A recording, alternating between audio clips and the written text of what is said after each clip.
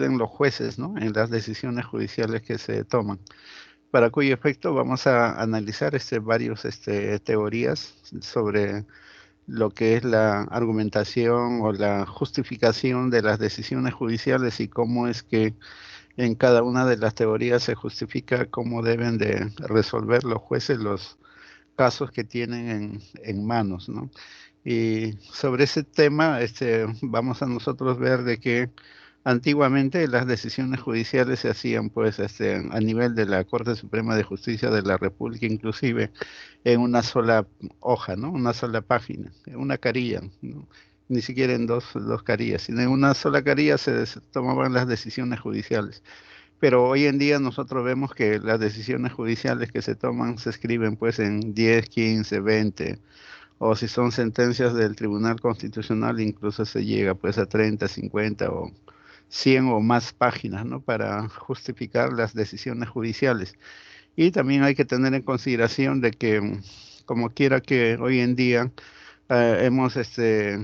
venimos estudiando un cambio de paradigma, ¿no? De lo que es el imperio de la ley, o sea, el culto a la ley, o en todo caso la escuela exegética del derecho, o el positivismo jurídico en el cual el juez no tenía otra opción que hacer un silogismo jurídico. Un silogismo jurídico que consistía, ¿no? En una premisa mayor, premisa menor y conclusión, y la premisa mayor estaba considerado en un texto legal. En la fórmula si A, entonces B. Es una fórmula que normalmente aparece en el Código Penal. Si A es el supuesto fáctico, por decir, si comete delito de robo, entonces B es la consecuencia jurídica, ¿no? Que se te impondrá pena privativa de la libertad, ¿no? Entonces, eso es la premisa jurídica o la premisa mayor, y la premisa menor es el supuesto fáctico, ¿no? Que es acreditado. Si Juan sustrajo violentamente el celular de Pedro, entonces si ese hecho concreto se subsume en el supuesto fáctico de la premisa normativa, entonces viene la conclusión de que a Juan hay que darle pena privativa de la libertad. Esa es la forma de razonamiento lógico, silogístico, que se venía utilizando hace bastante tiempo, ¿no? Y nosotros sabemos que el silogismo jurídico fue creado por Aristóteles ya hace bastante tiempo en la época griega, y de lo cual se ha venido utilizando en el positivismo jurídico, porque el positivismo jurídico no era otra cosa que la subsunción de los hechos a un supuesto normativo.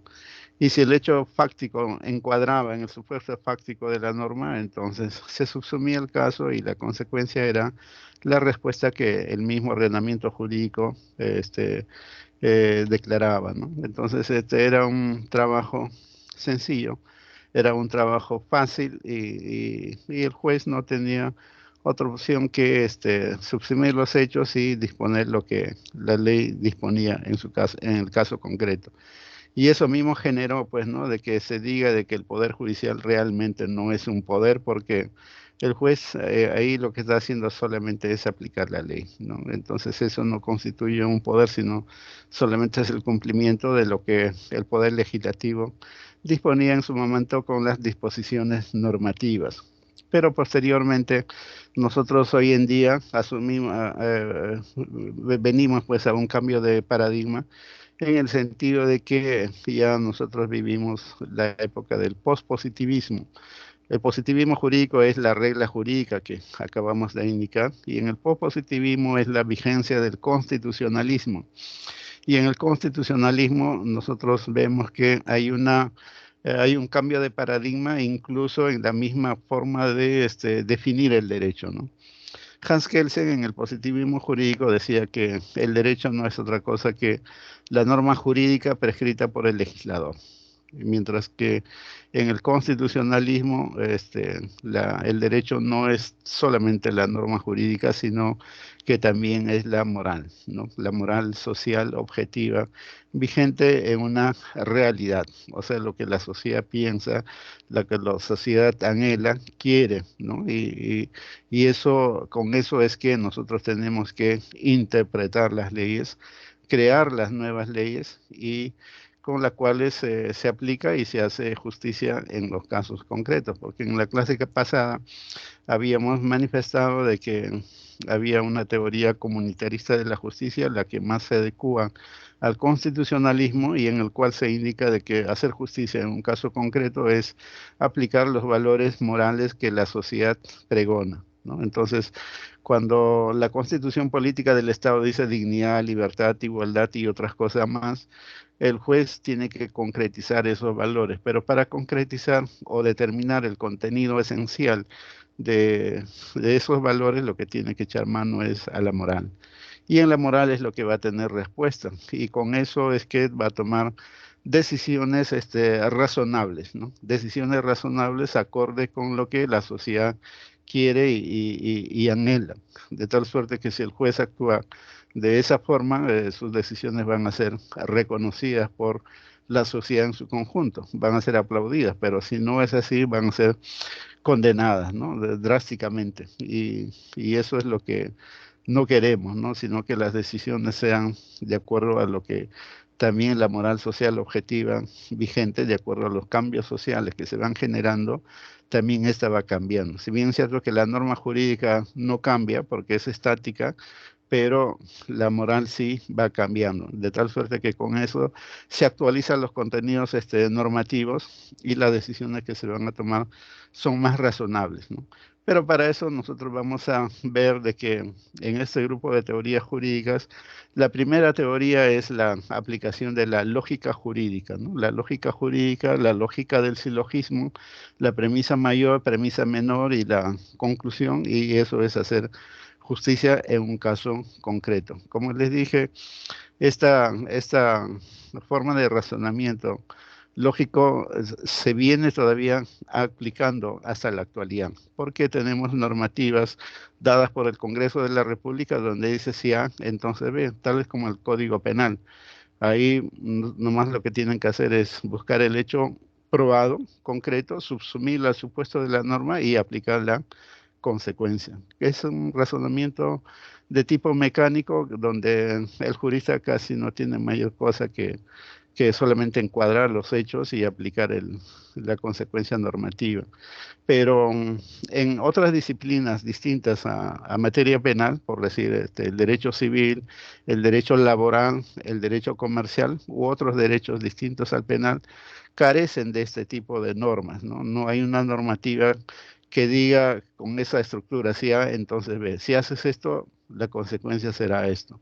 Sino que hay disposiciones normativas a, a los que la doctrina los llama fragmento de normas.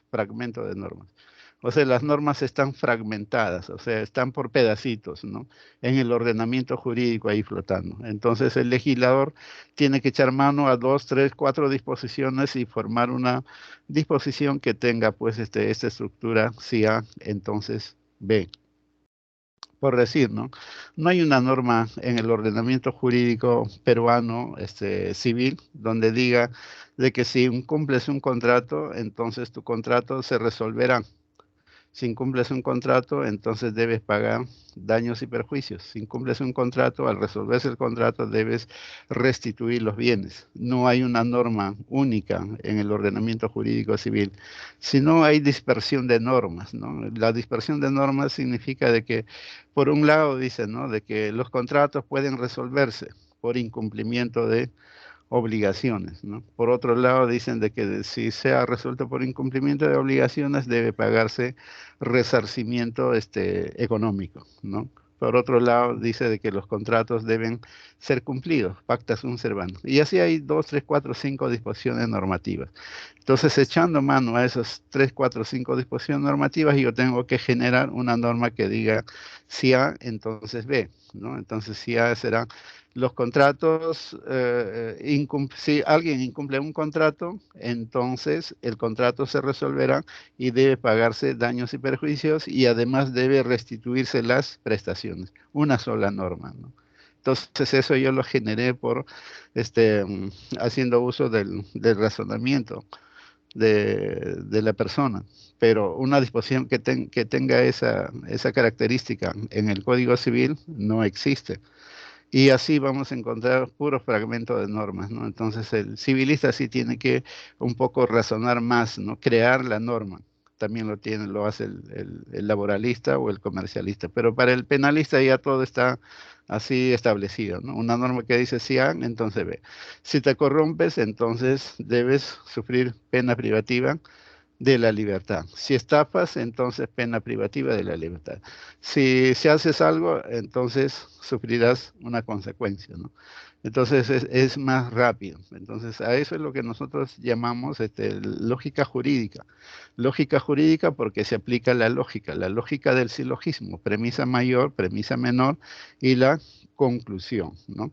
Pero ese mismo razonamiento es lo que utilizamos los civilistas cuando trabajamos sobre la base esto de las reglas, ¿no? O el laboralista o el comercialista. Claro que ya lo crea mentalmente la disposición a partir de 2, 3, 4, 5 o más disposiciones normativas contenidas en el Código Civil. De tal suerte que ustedes tienen que acostumbrarse a conocer el Código Civil, la legislación laboral y la legislación comercial, y de todas sus disposiciones mentalmente tienen que empezar a crear 1, 2, 3, 4, 5 N reglas, ¿no? Y después aplicar el silogismo.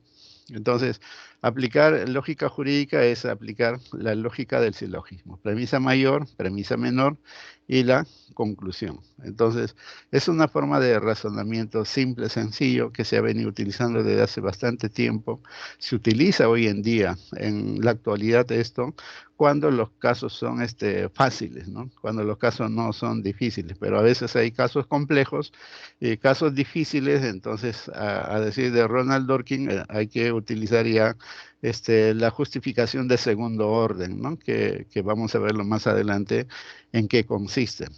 Tal es así cuando en el derecho civil se utiliza, por decir, cláusulas generales, ¿no? Cláusulas de buena fe, cláusulas de ejercicio abusivo del derecho, las buenas costumbres, la buena fe objetiva, la función social de los contratos, etcétera, ¿no? Entonces, ahí necesitamos una justificación de segundo orden. O cuando se trabaje también en derecho constitucional.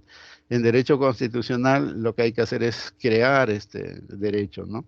A partir de eh, valores jurídicos o principios jurídicos que están contenidos en la Carta Constitucional y que para yo crear derecho a partir de principios y valores jurídicos, lo que tengo que hacer es una labor de concretización. Lo que tengo que hacer es una disposición genérica, tengo que yo generar reglas específicas, 1, 2, 3, 4, 5 reglas.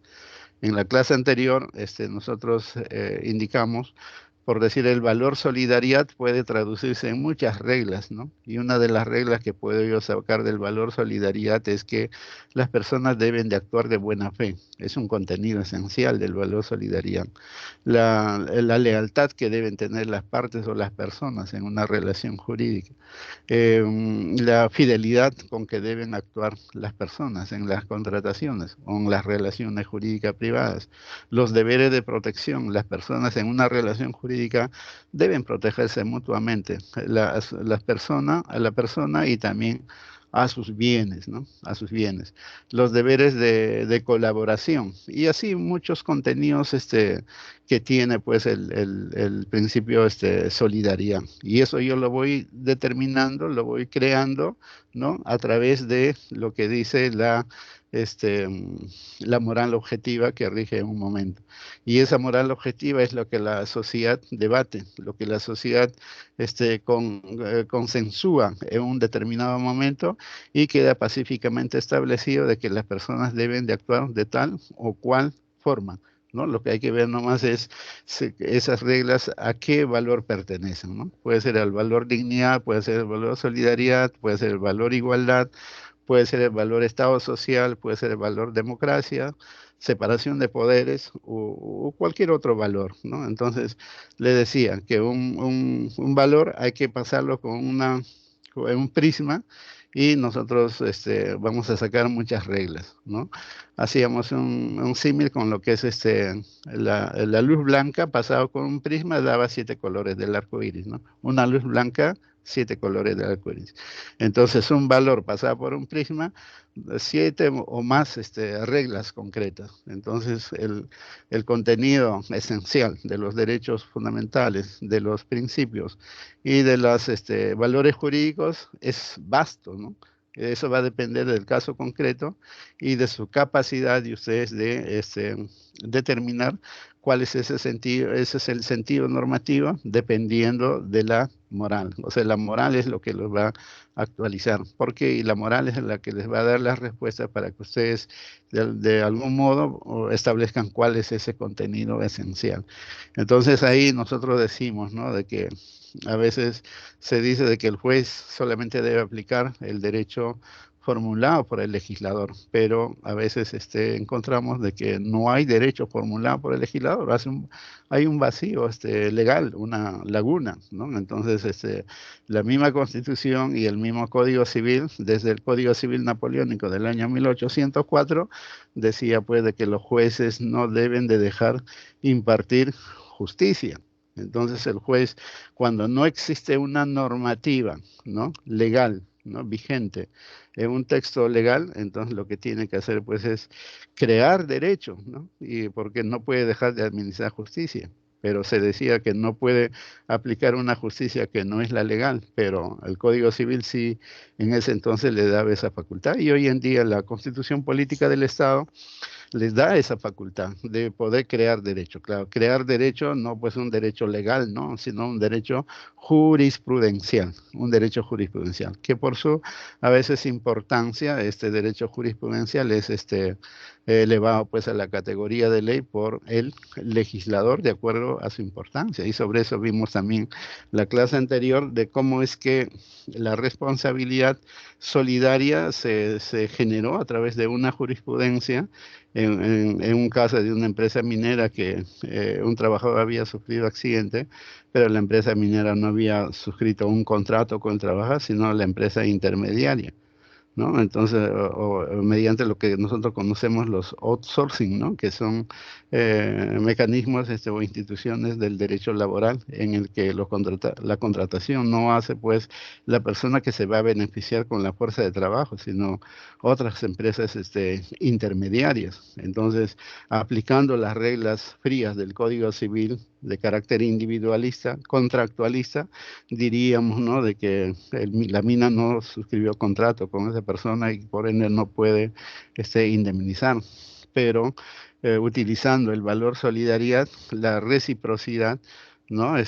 Hoy día por mí, mañana por ti, el trabajador dio su fuerza de trabajo y enriqueció a la empresa minera por más de un año y hoy en día que está en desgracia, la empresa minera no quiere dar al trabajador ni un solo sol por resarcimiento económico y eso es pues algo injusto, ¿no? Entonces una sala laboral de Lima declaró de que ahí debe primar el principio reciprocidad, ¿no? La reciprocidad es entendido como lo entendieron pues los incas, ¿no? El AINI y la Minca, el trabajo colaborativo. Hoy día por ti trabajamos en tu casa y mañana por mí y pasando mañana para el otro, ¿no? En ese sentido, si hoy día enriqueció al minero, ¿no? Con la fuerza de trabajo por todo un año y ahora se ha accidentado y entonces la empresa minera está llamada moralmente a sufragar los gastos de reparación civil o indemnización al trabajador para que pueda curarse de sus heridas y a la vez de mantenerse él y su familia, ¿no? Entonces, eso fue una solución justa que jurisprudencialmente, mediante una creación judicial del derecho, y a la vez esa decisión fue aplaudida por la comunidad jurídica, y al final de cuentas el legislador tomó esa regla y lo convirtió en ley, ¿no? Entonces, a veces las decisiones judiciales jurisprudenciales de importancia nacen a través de la jurisprudencia, porque la jurisprudencia o los jueces son los que ven los casos concretos, los litigios, los problemas que se van generando en nuestra sociedad y resuelven los casos dando un resultado justo, ¿no? Pero la ley debería también de estar ahí, pero al no haberlo regulado y tenido en cuenta, entonces el legislador se reivindicó sancionando con una norma legal. Y hoy en día ese tema pues ya es pacífico, ya solamente se aplica la regla, ¿no? pero van a haber diferentes casos en los que no van a haber pues disposiciones normativas. Entonces el juez tiene que ingresar a generar normas, ¿no? Normas a través de la jurisprudencia utilizando los criterios morales que ya rigen y están establecidos en nuestra comunidad para que las decisiones estas que adopte sean pues razonables y no sean arbitrarias, porque si el juez echa mano a su propia imaginación individual personal, podría equivocarse y a la vez dar decisiones que sean un poco arbitrarias porque es irrazonable, ¿no? Entonces, esa arbitrariedad genera pues lo que nosotros conocemos como la injusticia, ¿no? La injusticia. Y hay otra, ese es el silogismo jurídico, la lógica formal, la que se aplica en el positivismo jurídico y con ese hemos venido trabajando mucho hace varios siglos, pero el siglo pasado, desde que terminó la Segunda Guerra Mundial, se dio la Declaración de los Derechos Humanos, se dio la Constitución italiana del año 48, la Constitución alemana del año 49, en la cual se generaron los derechos fundamentales a través de la Constitución y hubo pues un cambio de paradigma en la teoría general del derecho, ¿no?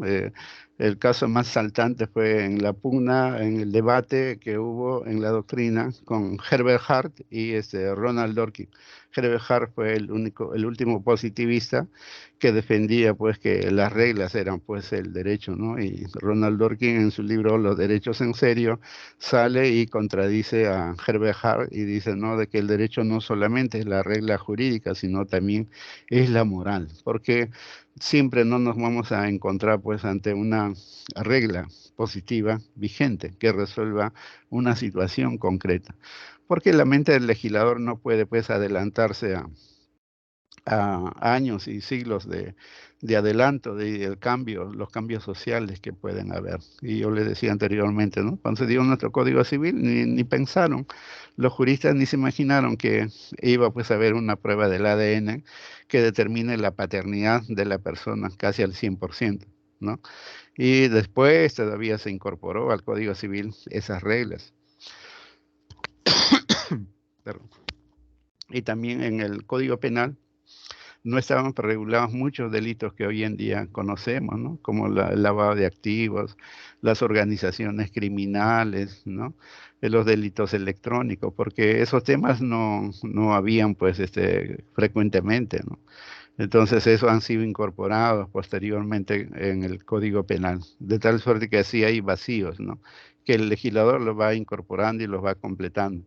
Pero cuando el juez se encuentra ante un vacío, no puede dejar de administrar justicia, tiene que impartir justicia. Entonces, si no hay norma para el efecto, entonces lo que tiene que hacer es hacer una creación judicial, pero que esa creación judicial sea pues razonable.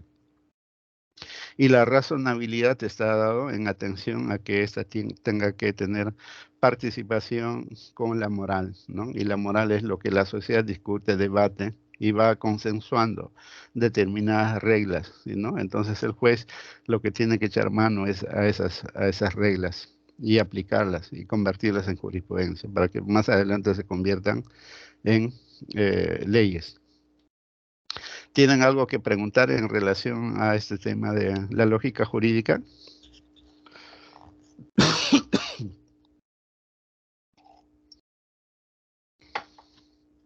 Señores alumnos.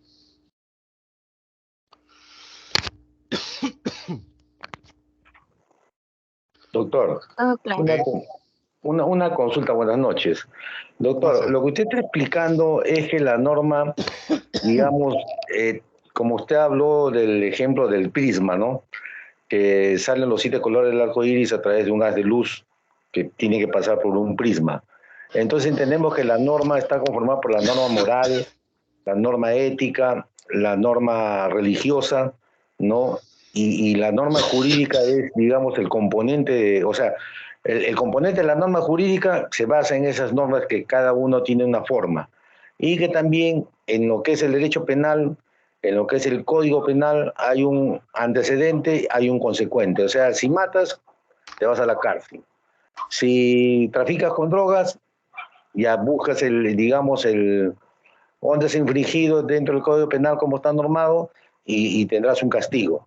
Y en la norma civil, digamos, es diferente, porque la norma civil busca que aplicar, digamos, una sanción, pero muchas veces no encuentra, digamos, esa norma como sí está bien detallado en el Código Penal, y muchas veces tiene que aplicar una norma, digamos, jurisprudencial en base a lo que el juez elabora, ¿no? A lo que el juez elabora dentro de la jurisprudencia que se van dando a través de los procesos. Eso es lo que yo voy entendiendo. No sé si estoy correcto o de repente no. Gracias. Por ahí vamos, por ahí estamos. Pero lo que yo tengo que distinguir es una cosa es una norma moral y otra cosa es una norma religiosa. No estamos hablando de las normas religiosas, sino de las normas morales. Y las normas morales son lo que la sociedad va adoptando en su devenir histórico, porque la sociedad, los integrantes de la sociedad, se ponen a debatir todos los días. O sea, usted por decir, ¿no? El señor Germán Bernales, ¿no? Usted que ya es un poco mayor, yo sé que usted cuando se interrelaciona con las personas con los que se encuentra, ¿no? En su comunidad, en su trabajo, en la actividad profesional, usted debate, usted dialoga sobre diversos aspectos de la vida. Y eso que usted hace, todos los demás también lo hacen.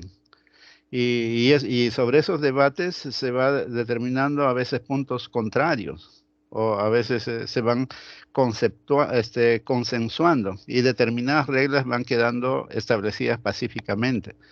Y a veces a eso es lo que nosotros conocemos como las buenas costumbres, ¿no? Las costumbres que la sociedad va adoptando. Entonces, el juez que resuelve un caso concreto, al no encontrar reglas, lo que tiene que hacer es una labor de concretización de los principios o de los valores jurídicos contenidos en la Carta Constitucional. Entonces, pero ¿cómo concretiza, por decir, dignidad, ¿no? O sea, libertad o igualdad, ¿no? Es recurriendo a estos criterios morales que ya la sociedad ha establecido. Entonces, si yo digo dignidad, ¿qué significa dignidad? Dignidad significa muchas cosas.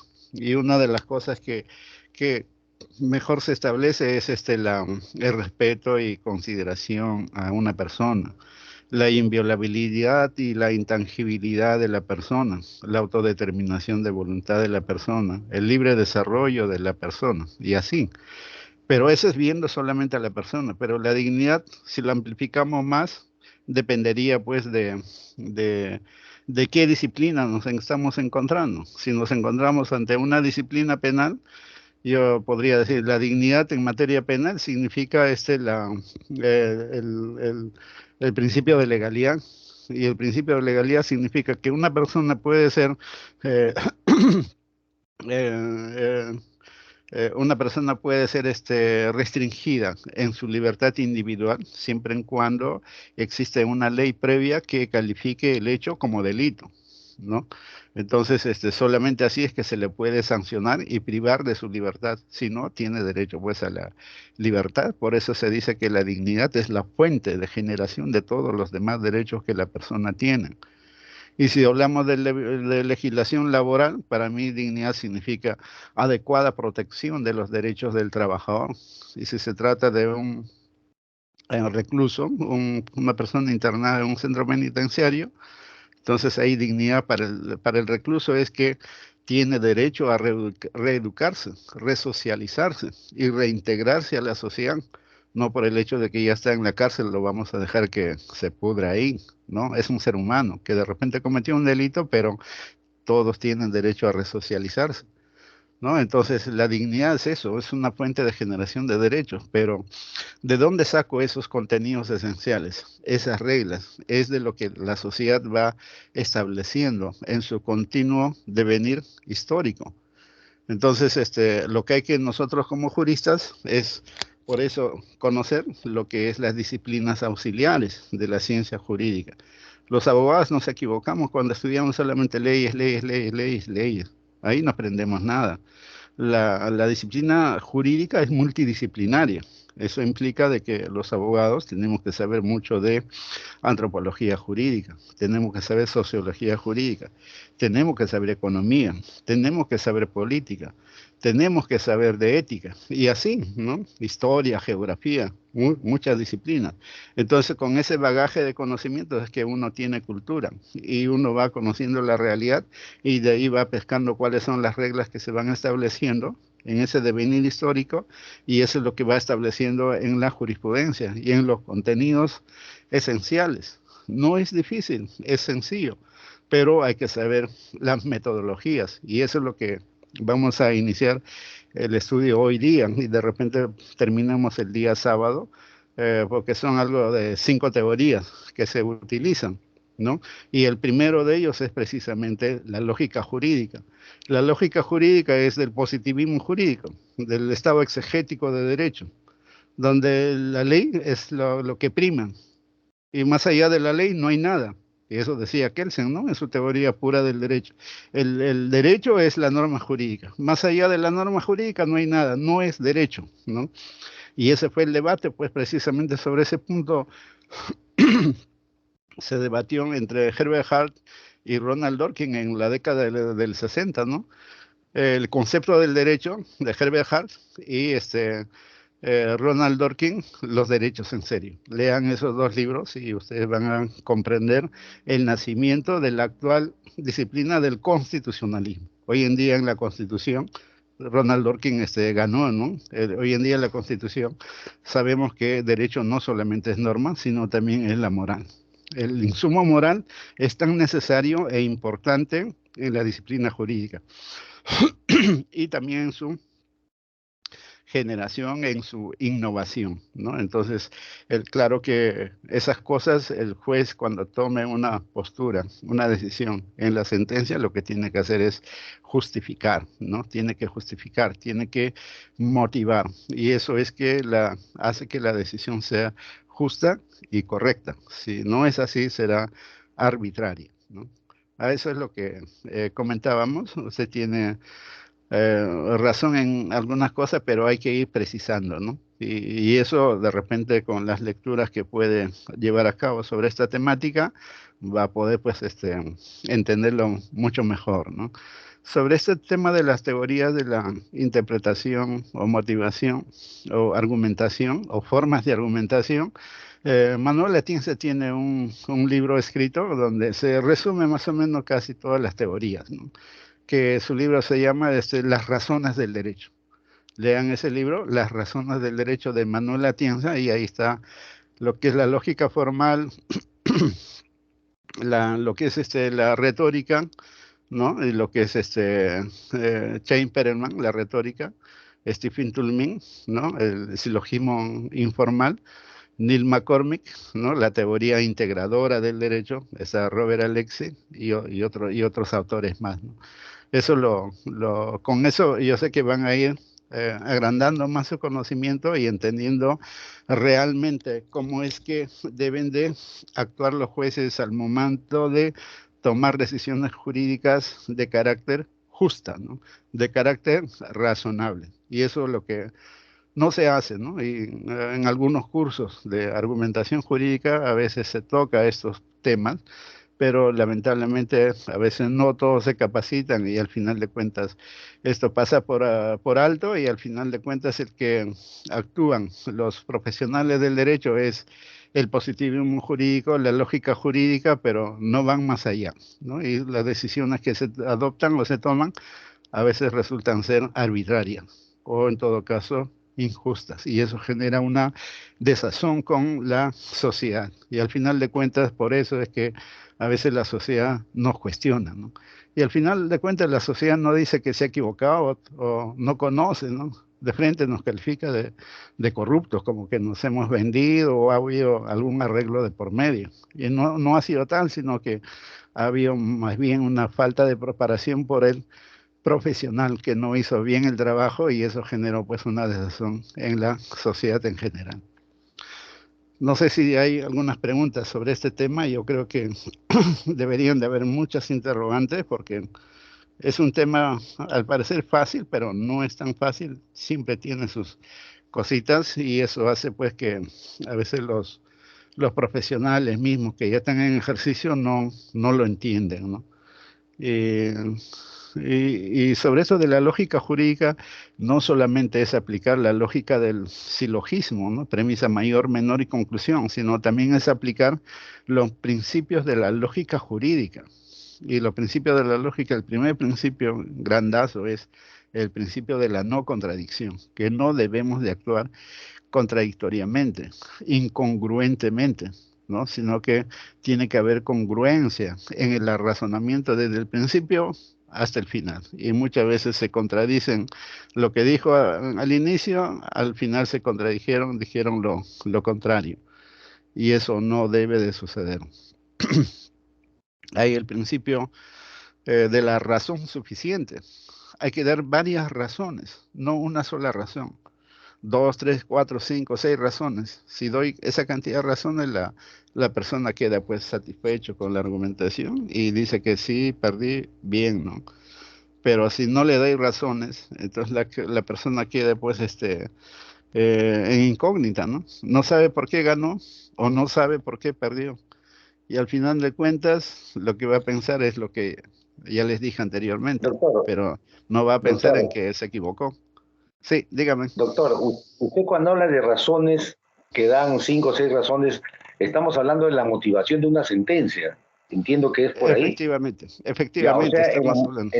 en la motivación de una sentencia, digamos, de acuerdo a la evaluación del juez, como va recibiendo, como va llevando el proceso, ¿no? Si en caso tiene que aplicar una norma directa, como es en el derecho penal, que es más sencillo, ¿no? Como lo viene explicando, ¿no? Él va, digamos, a sustentar bajo el delito el cual está calificado. O sea, dónde incurrió el imputado, ¿no? Y qué pena le va, digamos, a caer o a merecer, teniendo en cuenta también en esta situación los textos, o sea, los atenuantes o los agravantes que pueda haber, si es una persona primaria que nunca delinquió, y todo eso debe ir en la motivación, de tal forma que sea consistente, ¿no? En el derecho penal, como lo viene explicando usted, me parece un poco más sencillo. En cambio, en el derecho civil, como también lo explicó, es un poco, digamos, complicado, pero el juez no puede dejar de ejercer justicia, ¿no? Entonces, ahí el juez, vamos a decir, también busca de repente en lo que es esto, en reales, en sucesiones, digamos, en obligaciones, ¿no? Si hay un documento que ha sido redactado y ese documento no se ha cumplido, entonces, digamos, puede haber un incumplimiento de una obligación, puede haber también, digamos, una estafa, ¿no? Porque ese documento pudo haber sido alterado, o sea, digamos, el acto jurídico que se dio, ¿no? Digamos, esto no tuvo la consistencia o no tuvo los elementos que lo constituyen. Entonces, a la hora de determinar, él acude, digamos, a esos elementos que son de manejo diario, vamos a decir así, porque en los juzgados se dan esos, ¿no? Y él también tiene que versar en eso. Si en caso no hubiera, entonces él, acudiendo a lo moral, va a tener que, si no hay una norma, no hay cómo aplicarlo, buscar, digamos, jurisprudencialmente una norma que pueda adaptarse al caso que está ventilando, ¿no? Pero no debe dejar, digamos, de ejercer justicia. Y ahí también creo que también viene ahí la situación de las petitas, ¿no? La extrapetita, la infrapetita, ¿no? En el sentido de que el juez puede irse más allá o puede, digamos, dejar de mencionar algunos aspectos, pero tiene que ser tan consistente como para que ambas partes tengan, digamos, el convencimiento que se está haciendo justicia. Y, digamos, en una deliberación o una, digamos, argumentación de reclamo, ¿no? De impugnar, digamos, se impugna pues la sentencia, ¿no? Porque ya en la segunda instancia lo que se va a hacer es revisar la sentencia, no se va a revisar todo el caso. Entiendo yo que es así. Gracias, doctor.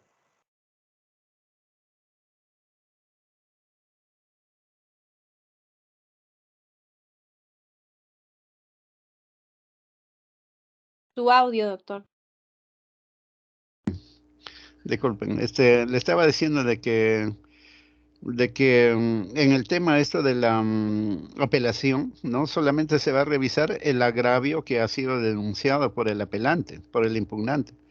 La sala de revisión solamente revisa qué agravio te produjo esto, sobre ese punto nada más. Entonces ahí prima lo que es la congruencia, y la congruencia es parte del principio de la no contradicción, que es un principio lógico. Y los principios lógicos forman parte de un debido proceso, ¿no? Y cuando yo decía de la motivación, ¿no? Las razones, precisamente las razones son los fundamentos, ¿no? De las decisiones que se van tomando. Y cuando dije razón suficiente, que es un principio lógico, es que debe haber varias razones, varios motivos, varios argumentos, varios fundamentos. Entonces, si a mí me dan 2, 3, 4, 5 argumentos, entonces yo digo, la motivación ha sido sólida. Y al final eso me convence, me persuade de que lo que está diciendo el juez es lo correcto, aún esté perdiendo, porque me persuadió el juez de que lo que decidió es lo correcto. Pero si me da una razón o no me da razones, entonces significa que la decisión judicial es arbitraria, es algo subjetivo, ¿no? Las razones son muy débiles, no son consistentes. Entonces tiene que haber razón suficiente. Y si hay que condenar a una persona a pena privativa de la libertad o la pérdida de determinados derechos a las personas, hay que dar razones suficientes.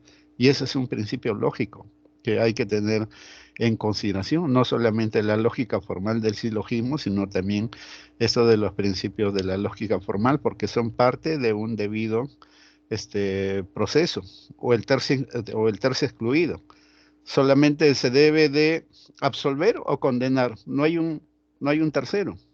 El tercero está excluido. Solamente hay dos caminos. En un proceso penal, digo, ¿no? Absolver o condenar. No hay una tercera posición que tomarse. Y si se toma una tercera posición, entonces esa sentencia contradice el principio del tercio excluido. Entonces también hay que tener parte de esto, ¿no? Y porque son parte de un debido proceso. Y en todo proceso judicial, sea cualquiera que sea la materia, se tiene que cumplir con las reglas del debido proceso, porque está previsto en el inciso tercero del artículo 139 de la Constitución, y por primacía de la Constitución, conforme lo dispone el artículo 51 de la misma Constitución, entonces hay que dar prevalencia a la Constitución política. Y si se contradijo la Constitución por el juez, entonces su decisión es inválido. Y una decisión inválida es la nulidad. Y lo que el juez de apelación o el juez de casación lo que va a hacer es declarar la nulidad y retrotraer el caso al estado en que se generó el vicio, a fin de que se supere y se continúa nuevamente el trámite, ¿no? Entonces eso es lo que hacía mención, ¿no? Hay que tener mucho y tener en cuenta estos temas de la lógica formal y los principios de la lógica para los procesos judiciales. A veces los jueces son prácticos, ¿no? Hacen las cosas sin saber lo que están haciendo. Hace varios años, cuando hubo concurso en la facultad para designar algunos docentes, se presentaron varios jueces, ¿no? Y era un juez pues que era presidente de una sala civil y de varios años de ejercicio, y en su trabajo pues durante los tiempos que ha estado pues habrá firmado miles de sentencias, ¿no? Y entonces yo le pregunto, ¿qué principio de la lógica formal usted utiliza, ¿no? Al redactar sus decisiones judiciales?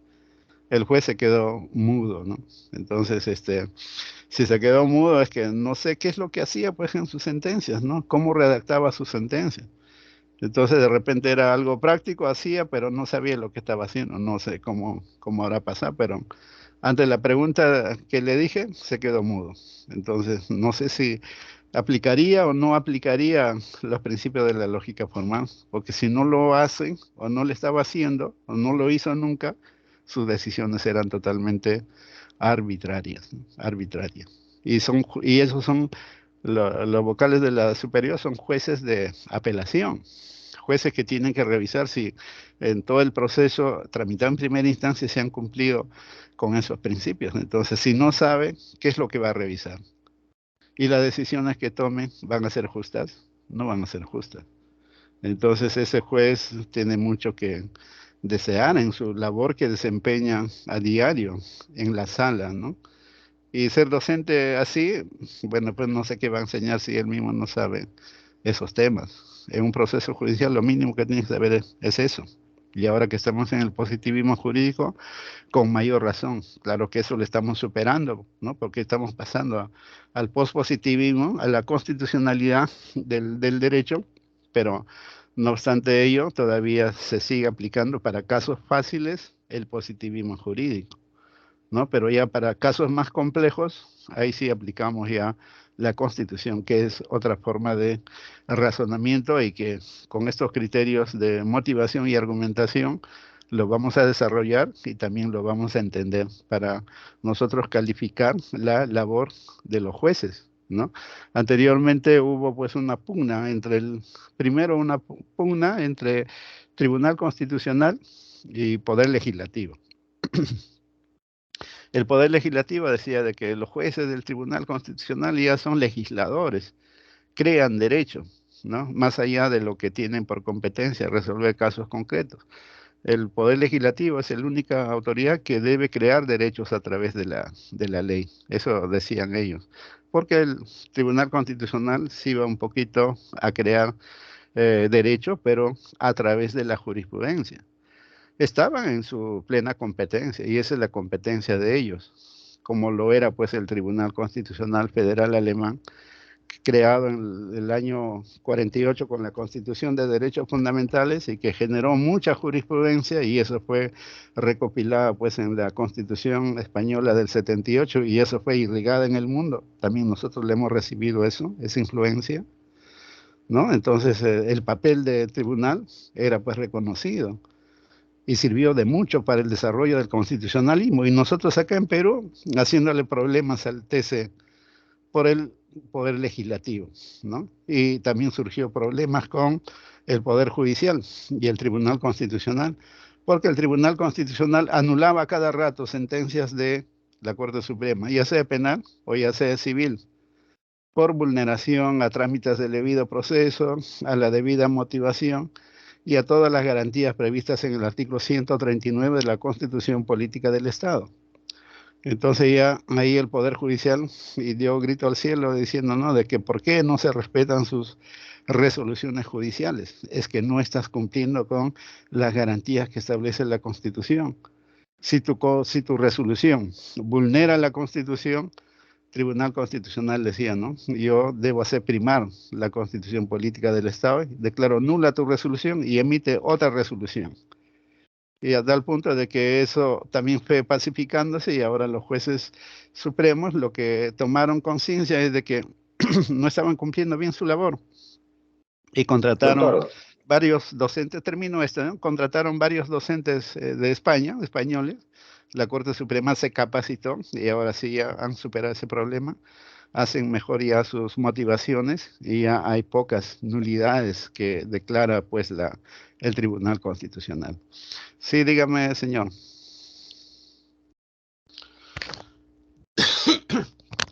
¿Cuál es su pregunta? Dígame. No sé si me escucha.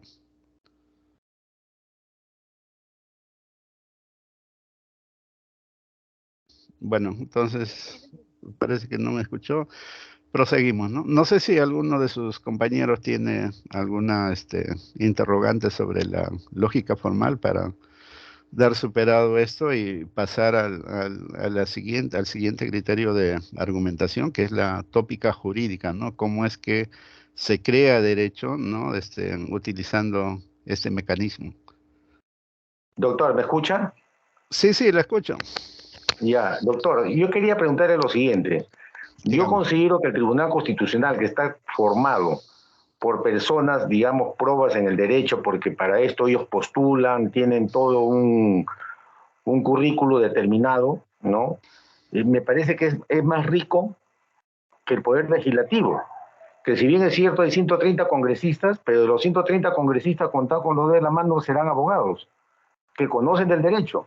¿Y quiénes son los que hacen o forman, digamos, las leyes o los proyectos de ley? No son ellos, son sus asesores. Y muchas veces contratan asesores pues que no saben ni siquiera cómo es el derecho, para qué se define el derecho, ¿no? Lamentablemente así estamos en el Perú.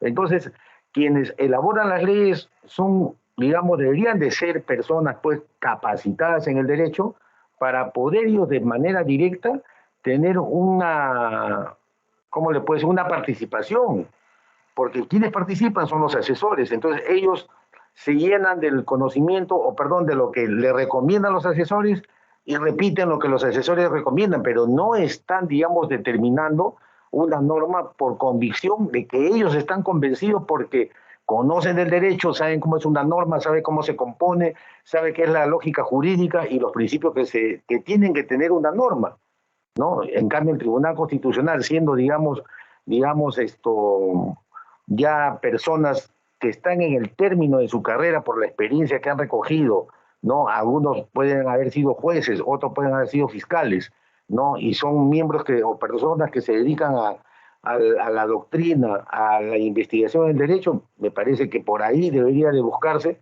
mayor fuerza para la elaboración de las normas, ¿no? Gracias, doctor.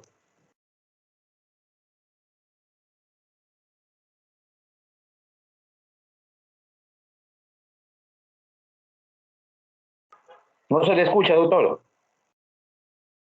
Sí, disculpe, le decía de que efectivamente usted tiene razón, ¿no? De que antiguamente pues el poder legislativo está conformado dentro de las dos cámaras que tenía, ¿no? Cámara de Diputados y Cámara de Senadores por eminentes juristas, o sea, por abogados exitosos, ¿no? Y también políticos de reconocido fuste.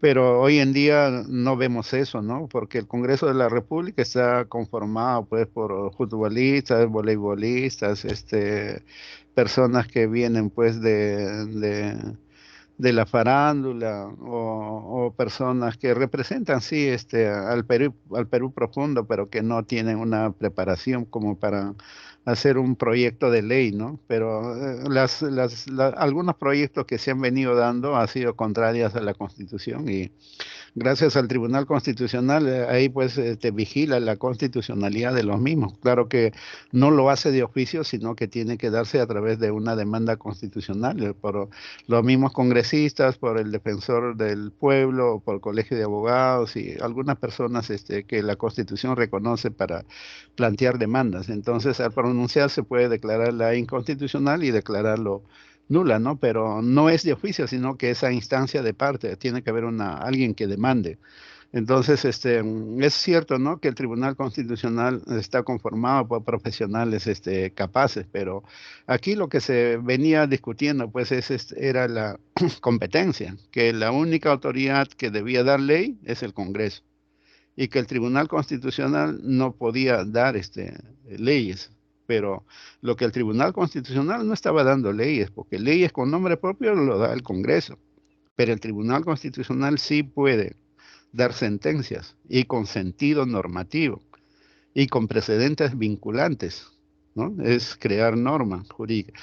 Ya en la clase pasada les expliqué en qué consiste una ley y en qué consiste una norma jurídica. La ley es el texto escrito, pero la norma es el contenido, es el mandato, es el mensaje, lo que nos quiere decir a nosotros para regular nuestra conducta, ¿no? Si la ley dice, si matas a una persona, entonces pena privativa de la libertad. Esa es la ley, pero el mensaje, el mandato, ¿qué es? Que debemos respetar la vida de las personas. No debemos atentar contra la vida de las personas. Esa es la norma jurídica. Y esa norma jurídica se puede dar a través de una jurisprudencia del Tribunal Constitucional, como también del Poder Judicial. La norma jurídica también está en los actos jurídicos, en los contratos. La norma jurídica también está en las costumbres o en las buenas costumbres. La norma jurídica también está en la Constitución. Entonces hay que distinguir qué cosa es una ley y qué cosa es una norma jurídica. No era tan cierto lo que acusaba el Congreso, que TC está dando leyes. No, TC lo que está dando es normas jurídicas, no leyes, normas jurídicas. Y para dar normas jurídicas sí están capacitadas. Pero lo que yo le comento es de que Tribunal Constitucional se la creyó la acusación del Parlamento y dio un precedente vinculante limitándose sus facultades. Y eso es lo peor que hubo del Tribunal Constitucional. Y ese precedente vinculante está vigente hasta la actualidad. Y el Tribunal Constitucional no actúa como debe de actuar y como actuó el Tribunal Constitucional Federal Alemán, que a punta de jurisprudencia evolucionó el derecho. Y eso el tribunal peruano no lo puede hacer porque tiene ese precedente. Se creó la acusación del Parlamento de la República. Ojalá que estos nuevos tribunos que han ingresado puedan corregir ese tema, ¿no? Pero a veces es un tema espinoso. Cualquier cosa que uno hace, a veces se le viene todo el rechazo, el reclamo, y la prensa pues a veces se presta a todo ello, ¿no? Pero el, el Tribunal Constitucional pues debe de mantener y respetar sus competencias y defenderlas. Y en este caso lo que no está haciendo es eso. Entonces yo les dije hace rato que el derecho cambió, ya no es solamente norma jurídica, el derecho es norma jurídica más la moral, a partir de Ronald Dworkin y todo el desarrollo del constitucionalismo. Entonces les dije también en la clase pasada que el derecho ya no tiene una tradición, un sistema romano-germánico, sino ya tiene una tradición del sistema del common law en la forma de aplicación. Ahorita la atiendo, señor Efraín Mendoza. Entonces ya tienen una tradición del sistema del common law, ¿no? Entonces de la costumbre, de la moral, ya los jueces de Norteamérica y de Inglaterra crean derecho a través de la jurisprudencia, y eso nosotros estamos facultados a hacerlo. Pero el TC no lo hace, pues, porque se ha restringido sus facultades. Ellos mismos, ¿eh? Ni siquiera por ley. Entonces eso es deplorable, por eso que no se ve mucho trabajo jurisprudencial de nuestro Tribunal Constitucional peruano. Lo que hace sí es copiar sentencias de otros países, ¿no? Claro, citando la fuente, pero no es creación propia.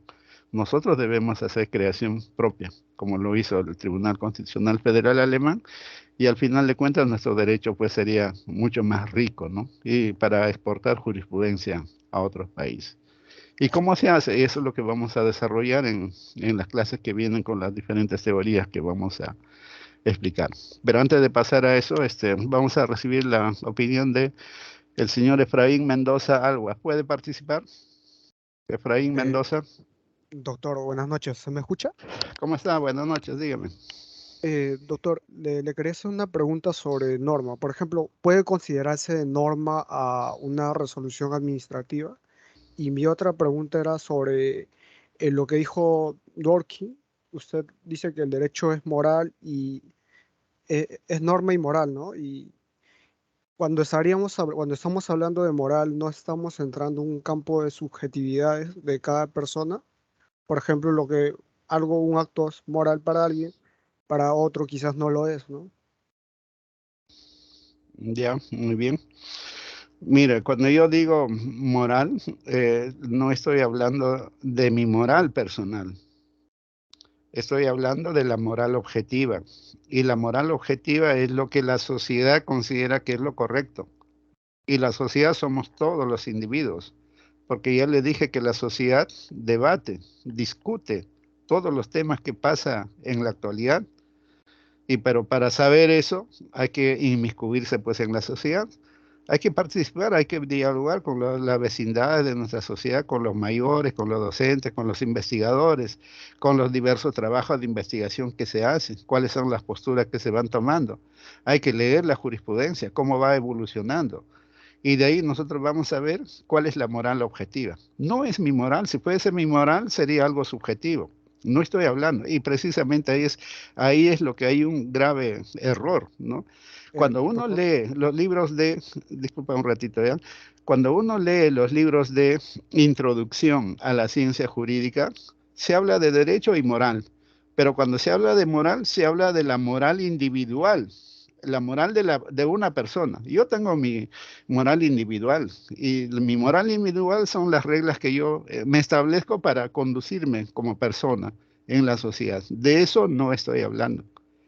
Y los libros de introducción hacen mal solamente poner eso como moral. Y esa es la moral de Manuel Kant. No estoy hablando de esa moral, sino estoy hablando de la moral objetiva, de la moral social que rige en una comunidad, no en mi persona, sino en una comunidad, en una sociedad, y que para eso se debate, se discute y se va consensuando. A eso estoy refiriéndome. Entonces hay que corregir eso, ¿no? No es moral individual, sino es moral colectiva. Por eso que hasta el mismo catálogo de derechos perdón, el decálogo de los jueces establece, ¿no?, que las sentencias no deben ser formuladas con la moral individual de la persona, sino con la moral objetiva, la moral social. Esa es otra cosa distinta. Ahí pertenece toda la comunidad, en el debate y en el consenso que se va adoptando. A eso me estoy refiriendo, porque si usted echa mano a eso, entonces sus decisiones no son de usted, es decisión del grupo humano que lo rodea a usted en su país o del grupo humano universal. A eso estamos refiriéndonos. La otra pregunta, ¿cuál era? Sí, ya se me pasó. Disculpa, ¿me No, podría? doctor, quería hacerle tengo una duda sobre ese punto. Lo que usted menciona que la moral colectiva, la moral social, ¿no? Y entendiendo acá en el Perú que tiene una diversidad cultural, ¿no? Por ejemplo, en algunos grupos amazónicos o aborígenes podrían haber, por ejemplo, grupos socialmente que acepten la bigamia, ¿no? Poder casarse con muchas mujeres, ¿no?, en su colectivo, en su moral social, y sin embargo nosotros de acá de la ciudad lo vemos como un acto inmoral, podría ser, ¿no? ¿Y cómo se entendería ese tema, doctor? Mire, cuando yo hablo de la moral, cuando es moral social peruana, significa que es algo común para todos nosotros, ¿no? Pero también hay que atender a lo que es el multiculturalismo. Y el multiculturalismo es respetar la cultura de cada pueblo, ¿no? Y principalmente de las comunidades campesinas y de las comunidades nativas de la selva, ¿no? Hay ciertos comportamientos que son casi no aceptados por la sociedad, pues, de las grandes ciudades, ¿no? Por decir el servinaco y las relaciones sexuales que tienen las niñas, o el poder de mantener relaciones o casarse a más temprana edad que lo que normalmente ocurre pues en las grandes ciudades. Esto de los matrimonios con varias personas, ¿no? Sobre eso sí no tengo conocimiento de su existencia. Yo sé que eso hay en otros países, pero en el país no he visto. Entonces ahí lo que hay que tener es el respeto a la cultura de las personas. Y cuando ustedes leen el Código Penal, van a establecer ahí de que ciertos delitos, ¿no?, cometidos por esas culturas se restringen la responsabilidad penal.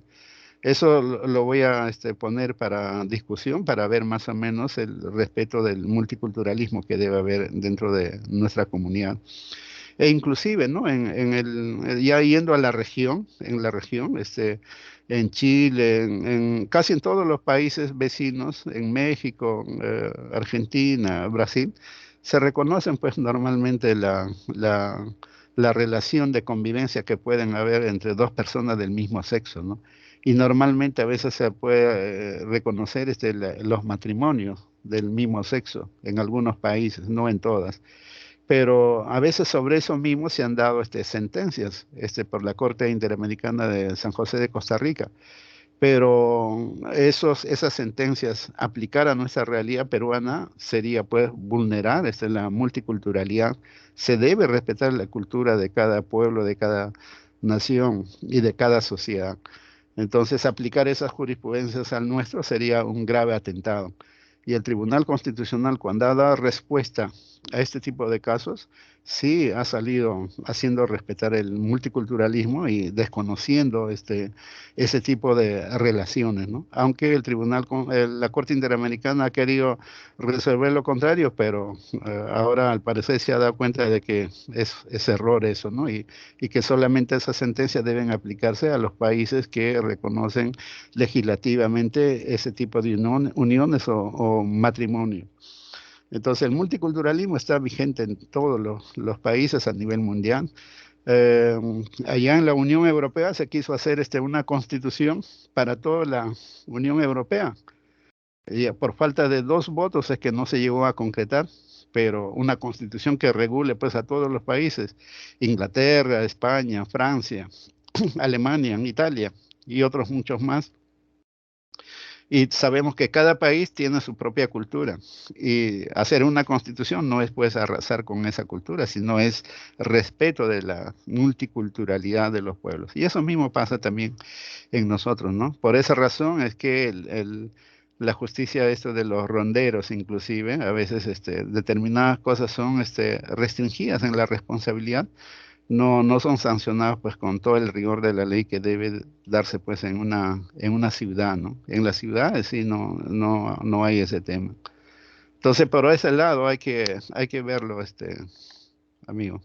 Doctor, si me permite, Sí, usted habla de la moral social y la moral individual, ajá, pero hay aspectos que son conocidos, ya sea por educación, que nosotros vamos formándonos como personas desde un inicio, cuando ya vamos a recibir las primeras, digamos, clases dentro de un aula, hablamos de la primaria, la secundaria y la superior. Entonces yo sé lo que es moral. Moral quiere decir que debo ser una persona probada, o sea, proba, ¿no? Que debo de dirigirme bajo los preceptos que la sociedad me enseñó y ujú, donde yo crecí. Quiere decir que yo no debo de mentir, yo no debo ser bigamio, yo no debo de robar, yo no debo de hacer otras cosas más que seguramente la lista es larga. ¿Y por qué le digo esto? Porque hemos visto que a lo largo de todo este trajinar, ¿no? Que hemos o que estamos ahorita en un problema grande social, ¿no? El artículo 117, incapacidad moral. Pero yo he escuchado múltiples definiciones de aquellos que quieren, digamos, arreglar lo que es moral con lo amoral, o sea, lo no moral con lo moral. Y veo pues que a veces ese ánimo de querer defender a alguien que continuamente miente, quieren arreglarlo y quieren componerlo como que es algo natural y que esa persona está aprobada porque se asume pues, que una persona que ocupa la primera magistratura de un país tiene que ser una persona pues de carácter intachable, ¿no? En el cual veamos un ejemplo, veamos una persona a seguir, es un líder, es un líder. Con eso yo, digamos, defino todo totalmente. Pero no podemos, digamos, estar ambivalente en un momento de decir, sí tiene condiciones de líder, pero desgraciadamente estamos viendo que es un mentiroso consecuente. Es una persona que está metida en robos, es una persona que está metida en coñas, pero queremos defenderlo. Entonces, al final, se transgrede eso que es la moral social y que es tan sencilla de entender, metemos ideas y confundimos. ¿A quién? Aquellos que no tienen ese razonamiento de aquellos que sí, por estudio y por, digamos, desarrollo, hemos obtenido. Pero sí lo tienen, sino que lo transquiversan, se lo internalizan y ahí está la respuesta social, ¿no? Ahí está la respuesta social.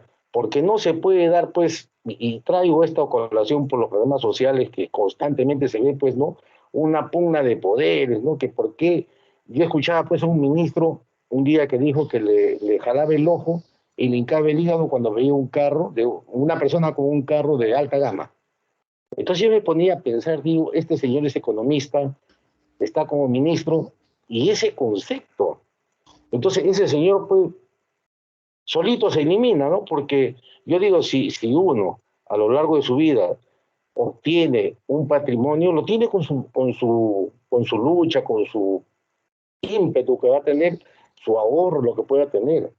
Y nadie tiene por qué tacharlo. Entonces, esas son las cosas que están sucediendo en nuestro Perú y son las cosas, digamos, que se transquiversan.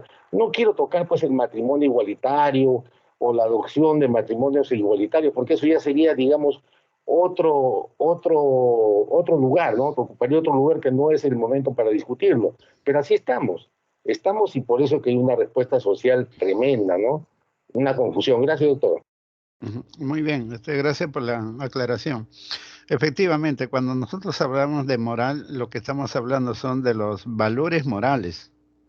Y los valores morales es precisamente lo que dice el señor Germán Bernales, ¿no? Los valores morales son pues la lealtad, el respeto y consideración a la persona, el de conducirse correctamente. Y que la sociedad lo que quiere es eso, o sea, una sociedad que no tenga normativa no significa que le gusta pues el desorden. Una sociedad siempre busca establecer un orden para que todos puedan conducirse correctamente y lograr un desarrollo personal y grupal.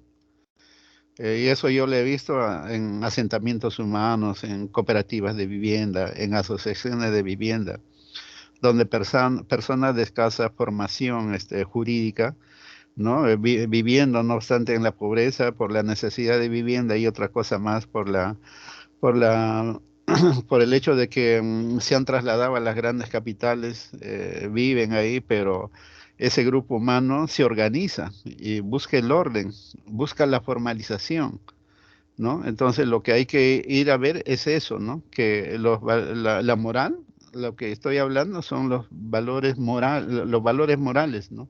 Que nosotros establecemos como sociedad para organizarnos y buscar y lograr nuestro desarrollo a nivel grupal.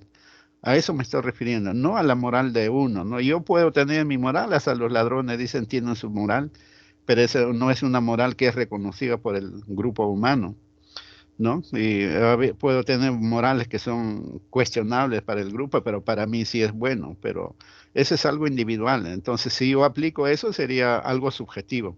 No estoy hablando de eso, sino estoy hablando de los valores morales, de los valores objetivos que rigen en una sociedad, establecidas por la misma sociedad. Y eso es fácil de detectar, sino que ustedes tienen que interrelacionarse con ese grupo humano y como abogados, yo sé que ustedes van a lograr internalizarse ahí y ahí van a captar cuáles son los patrones morales que se van estableciendo. A eso es que ustedes tienen que recurrir a las obras, a las investigaciones de los juristas, de los abogados, de la producción que hace pues los tribunales de justicia y lo que la doctrina va generando, ¿no? Por decir un ejemplo de esto lo dio pues Ronald Dworkin en el libro de los derechos en serio. No sé si lo han leído, si lo han leído lo recordamos, ¿no? Se trataba, Ronald Dworkin dice, ¿no? De una persona que tenía un sobrino y no tenía más familia a nadie.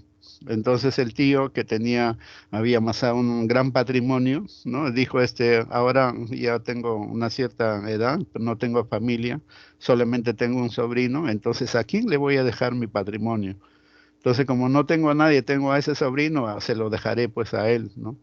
Y hace su testamento y le transfiere todo su patrimonio para después de su muerte.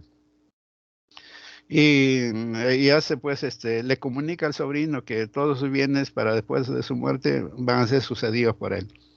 Pero más adelante el tío conoce a una dama y empieza a frecuentar, salir, y el sobrino ve eso.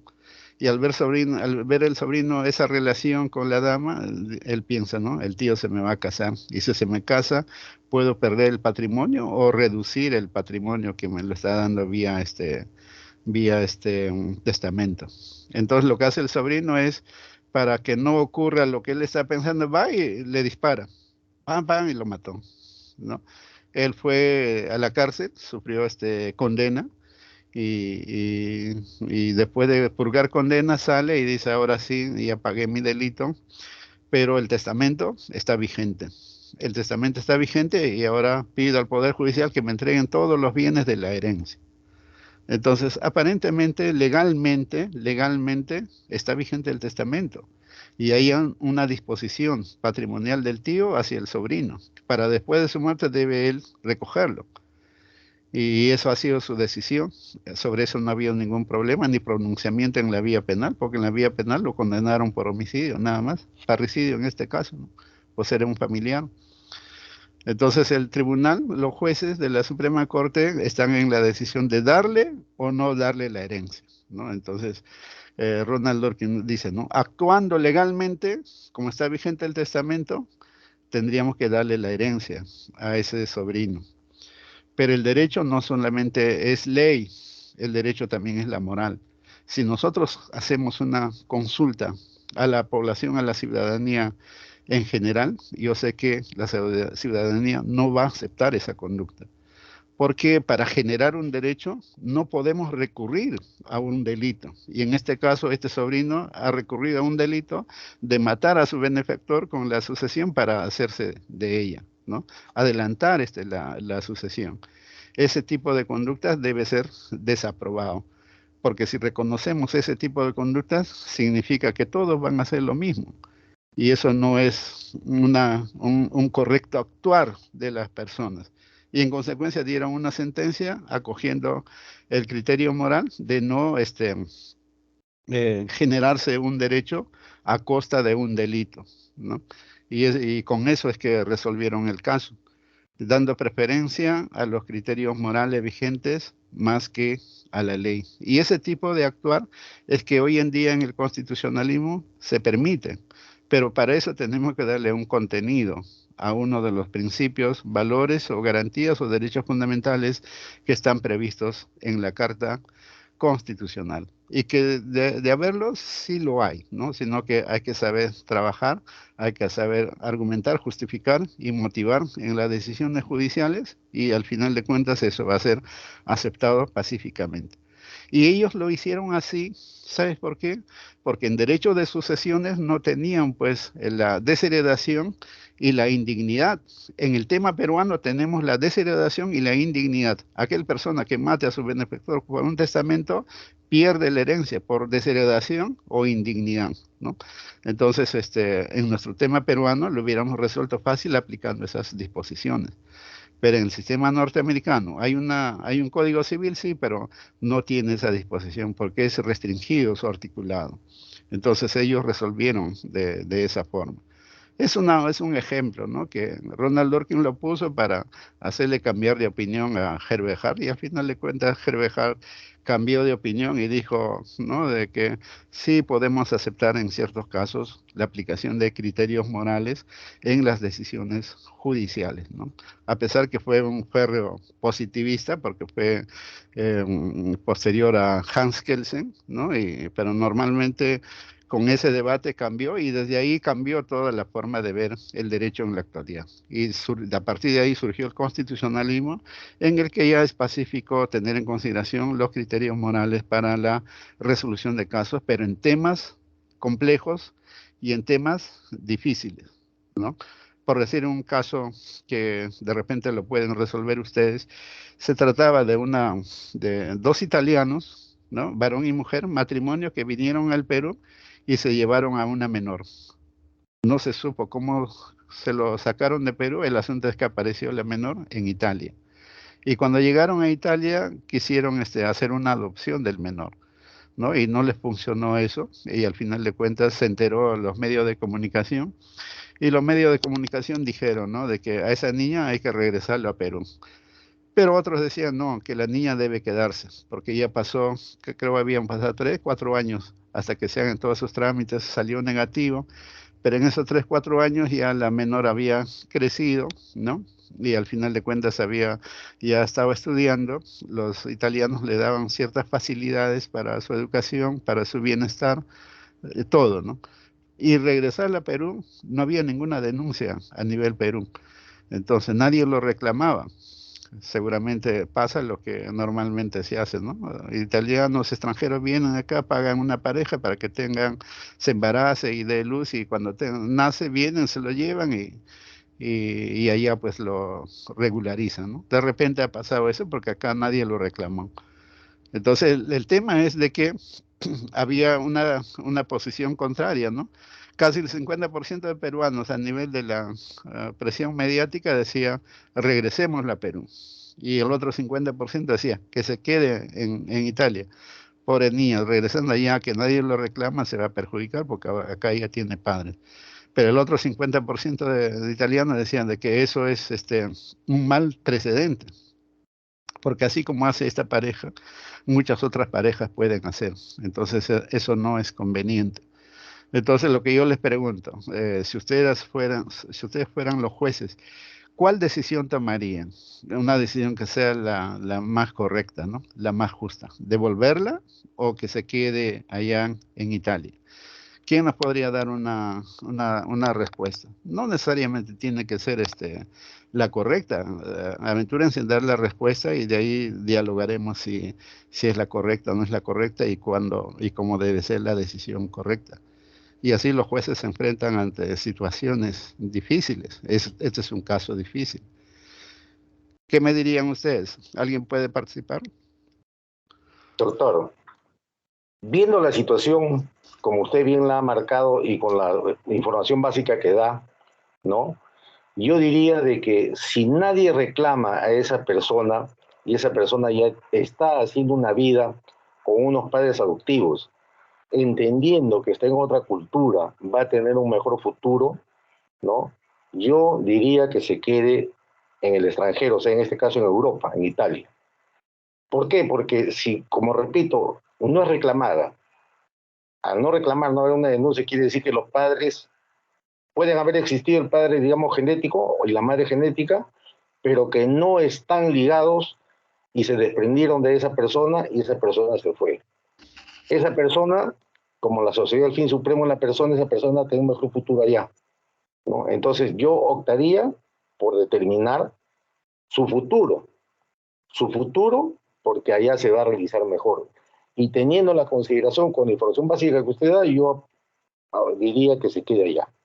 Muy bien, Gracias. muy bien. Hay otra persona que quiso participar, Martina Huamancaja, ¿no? ¿Usted quiso participar, Bueno, Martina? buenas noches, profesor. ¿Cómo está? Buenas Concuerdo con noches. mi compañera teniendo o bueno, en preferencia de que primero es el bienestar de la menor, ¿no? Y en este caso, si va a tener mejor apoyo en otro país, bueno, consideraría también que se quedara allá. Muy Claro, bien. habría una sanción para los padres que incurrieron en esta adopción ilícita, pues, ¿no? Para evitar una precedencia de ese tipo. Ujú. Claro, pero no se sabe quiénes son los padres biológicos. Esa niña tuvo que haber nacido pues de una relación sexual entre varón y mujer, ¿no? Pero no se sabe quiénes son. Seguramente ha sido una gestación arreglada, como normalmente se hace. Pero el asunto es que ya está la niña, ya se matriculó, ya tiene sus amiguitos, ya se acostumbró al estatus de vida, ya reconoce al italiano y a la italiana como sus padres, y ahora regresarle a Perú, si nadie lo reclama, es para que regrese pues a las instituciones tutelares del menor, ¿no? Y ahí el Estado a veces no le brinda pues una atención como debería darle pues, o le están dando los italianos, pero el otro porcentaje de los italianos decía pues de que es un mal precedente. No podemos permitir esto, porque si se hace esto, se ampara esto, es que otras personas, otra pareja van a hacer lo mismo. Entonces, ¿alguien podría estar de acuerdo con la otra posición? Efraín Mendoza quería participar, creo. Doctor, Sí, yo sí discrepo con mis compañeros porque ya. yo diría que la niña retorne al Perú y que se realice todos los procedimientos necesarios afines a las leyes que tenemos acá, leyes internas, para que se le pueda, para que recién se la pueda dar en adopción, ¿no? Porque ¿cuál sería el mensaje si es que no se hace ese procedimiento? Que cualquier persona del extranjero viniera al Perú y eh, una especie de secuestro se la lleva a otro país y normal, ¿no? Habría impunidad, no habría precedente para castigar eso. Claro, no se trata de un secuestro, ¿no? Porque nadie denunció acá en el Perú, nadie dijo nada. Si hubiera habido una denuncia por secuestro o algo, sería ya algo diferente, ¿no? Sería distinto. Pero aquí en Perú nadie lo reclama. Claro, pero se lo lleva sin autorización de las autoridades Sí, pertinentes, eso sí, competentes. eso sí. Sí, sí, Eh, eso sí pasó. Doctor, quería hacer Sí. otra pregunta, por favor, no sé si me permite. Claro, diga. Sobre usted, el tema que está hablando, es mucho resolver los casos en base a la moral, ¿no? En ese aspecto se estaría vulnerando bastante el principio de legalidad, ¿no? El principio de legalidad, la predictibilidad judicial también y el, bueno, la seguridad jurídica, ¿no? La legalidad te da seguridad jurídica.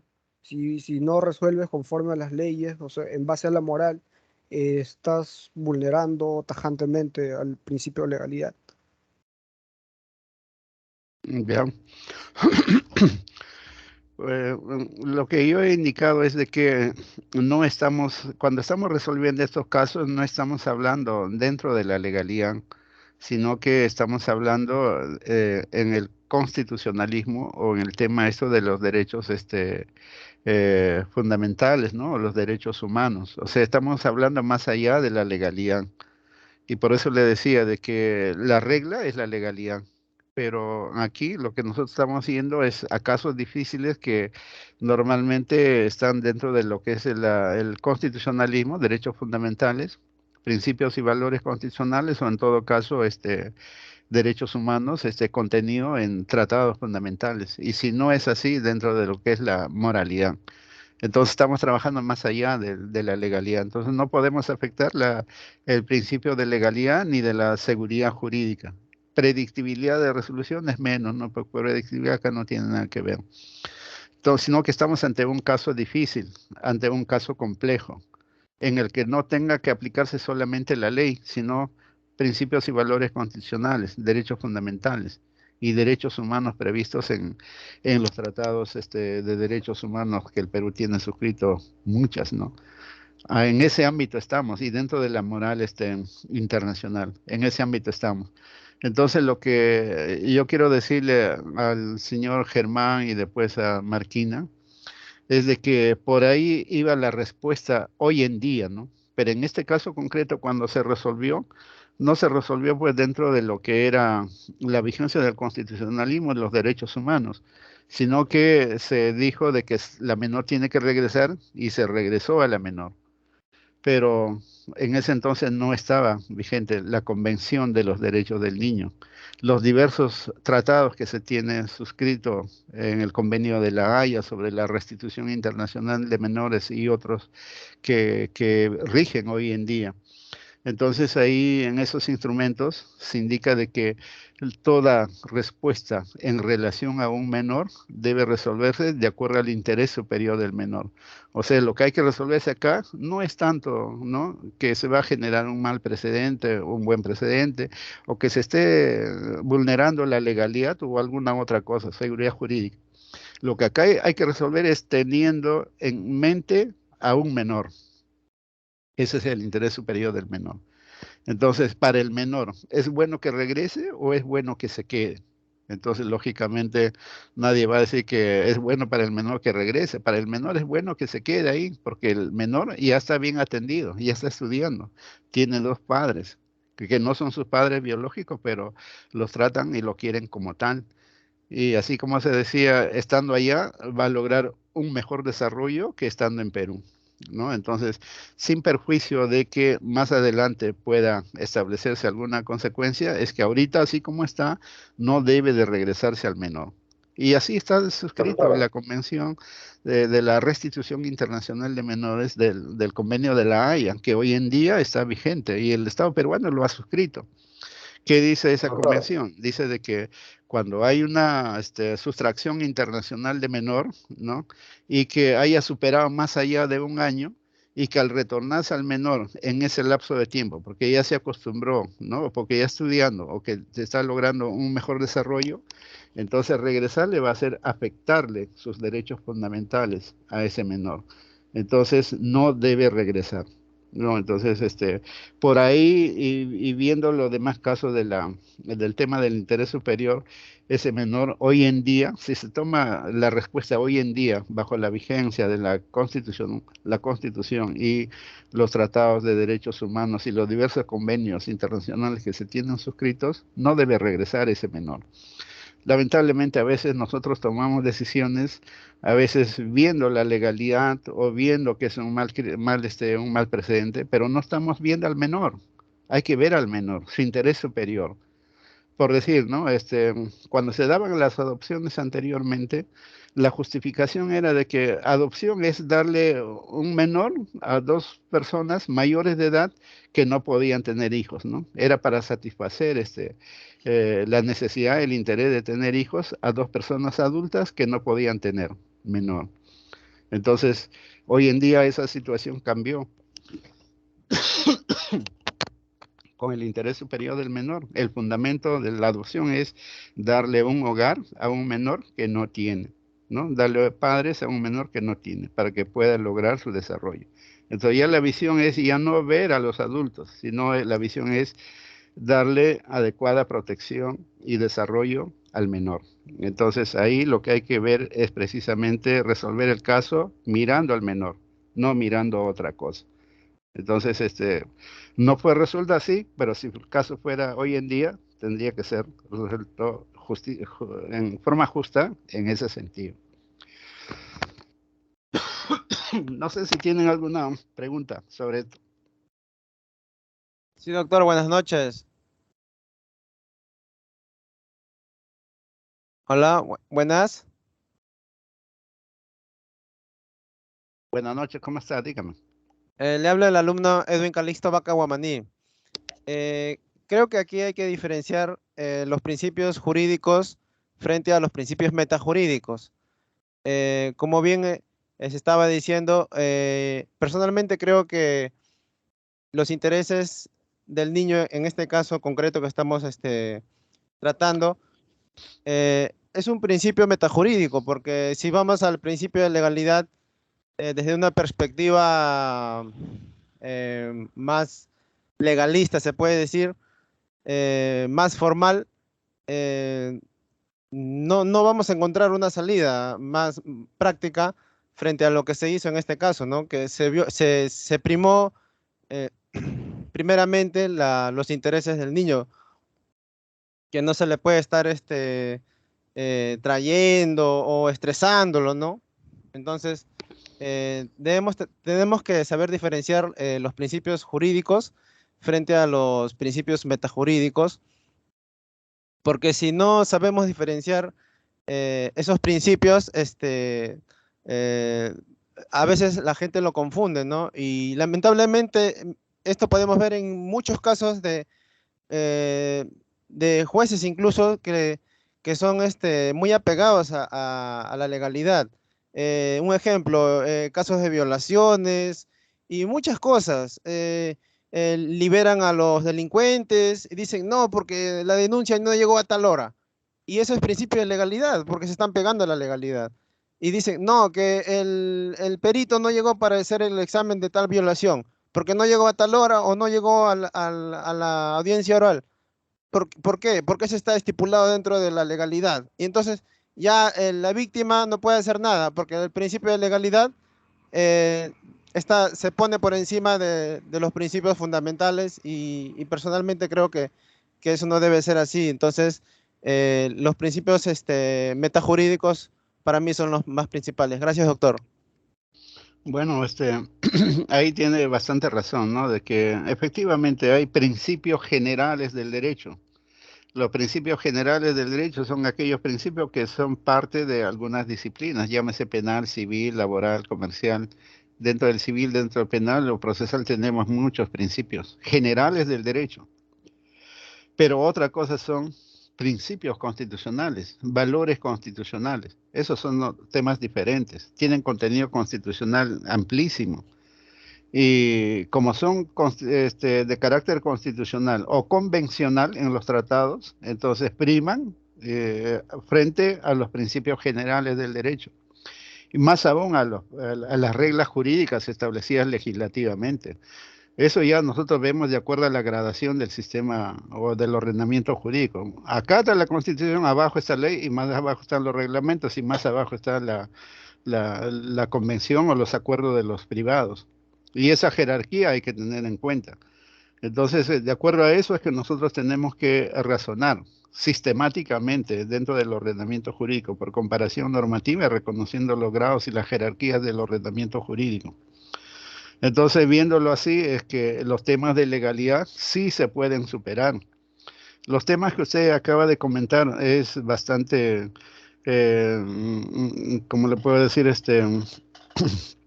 Denigrante a veces para ciertas personas que participan en un proceso judicial en el que el juez sale y aplica la ley, no obstante que se está cometiendo un acto de arbitrariedad, aplica la ley y cometen una injusticia. Es cierto lo que usted dice, ¿no? El tema de los peritos, o en el tema de que las denuncias deben llegar a tal hora, y si no llegan a esa hora, no obstante de que la investigación ha sido compleja por las horas de las detenciones y trabajos que hacer de la fiscalía, a veces llegó pasado unos minutos ya, en vez de darle prisión o soltar prisión para las personas, se le da libertad, no obstante de que los delitos son gravísimos, ¿no? Entonces, esos temas han pasado, porque el juez se apega mucho a la legalidad. Y acá el ordenamiento jurídico no solo es la ley, el ordenamiento jurídico es la Constitución y es la convencionalidad, los tratados. Y de acuerdo a eso es que uno tiene que resolver, verlo como un caso complejo y apegando a los temas esto de la doctrina, de la jurisprudencia, resolver en justicia los casos, ¿no? Y a veces se transgreden y vulneran muchos derechos porque ahí el agraviado no va a lograr absolutamente nada con esos temas y con el actuar de los jueces. Sí, señor Germán Bernales. Doctor, yo le diría esto, escuchándolo a usted, en cuanto a lo que manifestó el alumno Vaca, ¿no? Yo diría de que sí, los plazos se dan porque tiene que normarse un orden, ¿no? Si no, entramos en un desorden y todos harían pues lo que de repente, irresponsablemente lo que ellos quisieran. Si los plazos se dan es porque ya se ha establecido un plazo, digamos, intermedio, ¿no? En el máximo y en el mínimo, en qué plazo debe cubrirse. Si son 5 días, es porque de repente ya, digamos, la parte estadística, antes de permitir el plazo, se ha estudiado que son 5 días suficientes como para presentar un escrito, un alegato, ¿no? O algún documento que se necesita.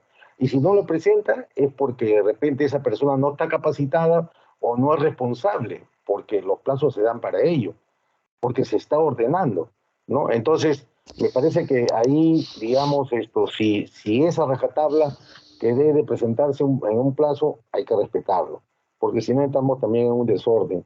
Al final yo le diría que es muy discutible, porque nos podemos ver afectados como nos podemos ver premiados. En un momento nos favorece, en otro momento nos puede favorecer.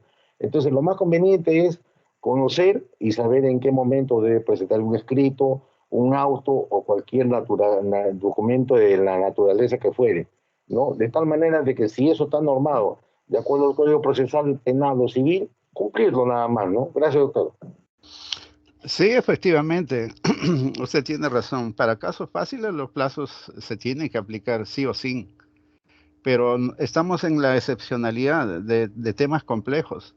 Yo tengo conocimiento de una investigación que se siguió acá en Lima Norte, en el que se hizo una detención de una banda criminal grande y de muchos integrantes. Y eso atrapó a la policía y la fiscalía trabajó toda la noche para hacer el atestado y pasar al Poder Judicial.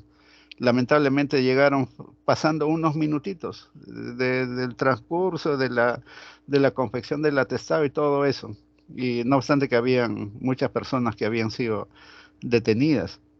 Y por esos minutitos que pasó, lamentablemente el Poder Judicial ya no recibió y tenían que liberar a todos esos integrantes de esa banda criminal. Y al final de cuentas eso fue todo un escándalo.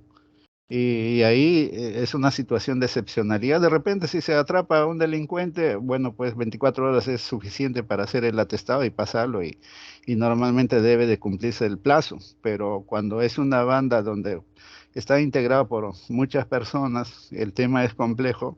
A veces en ese entonces no había pues el aplazamiento de estos plazos, ni siquiera era con el código nuevo del Código Procesal Penal, sino era con el Código de Procedimientos Penales. Entonces se liberó a todos ellos, no obstante que se les había cogido con las manos en la masa, ¿no? Y por el tema esto de minutitos que pasaron o no, y se les liberó. Entonces estoy hablando de ese tipo de casos un poco más complejos. Entonces ahí lo que tiene que hacerse es tener un criterio de razonabilidad de parte del juzgador para haber recibido ese atestado, ¿no? Y proseguir con las actuaciones que deberían de haberse hecho posteriormente. Si se trata de un caso sencillo, ahí sí no, tiene que cumplirse los plazos, pero cuando es un caso complejo hay que verse esos temas y aplicando criterios constitucionales y de repente haberse permitido continuar el proceso. Al no haberse hecho fue todo un escándalo salió en la prensa, se le procesó a los jueces que participaron en esa acción porque no recibieron las denuncias y así, ¿no? No he tenido conocimiento de que concluyeron, pero en ese momento pasó lo que les estoy comentando. Entonces, esos temas son pues cuando ya son asuntos complejos, ¿no? Ya les dije, para casos sencillos, aplicar la regla, así, sí o sí, tiene que cumplirse. Pero cuando son así temas un poco espinosos, temas debatibles, entonces ya hay que ir un poco más hasta a aplicar criterios o valores constitucionales. Les voy a contar un caso, no sé cómo va a ser su reacción de ustedes, ¿no? Aplicando la legalidad.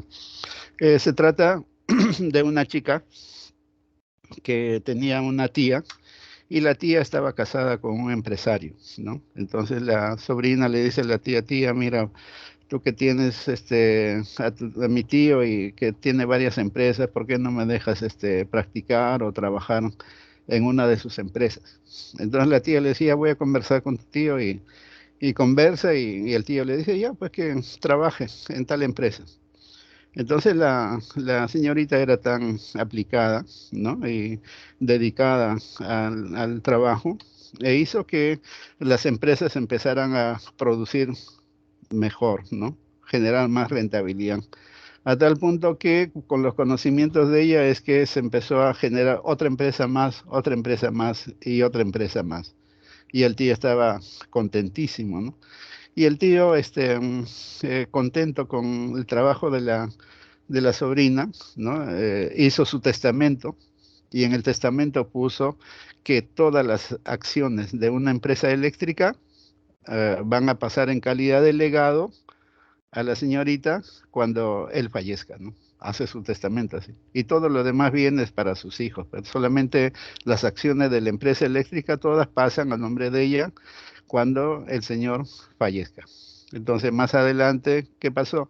Que la tía falleció y el tío se puso pues a tomar y le dio derrame cerebral y a tal punto que tuvieron que designarle un curador, ¿no? Un representante legal.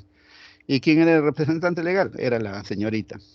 Y, y más adelante se dio pues la quiebra del crack económico del año 1929-30 en Estados Unidos donde pasaba este problema.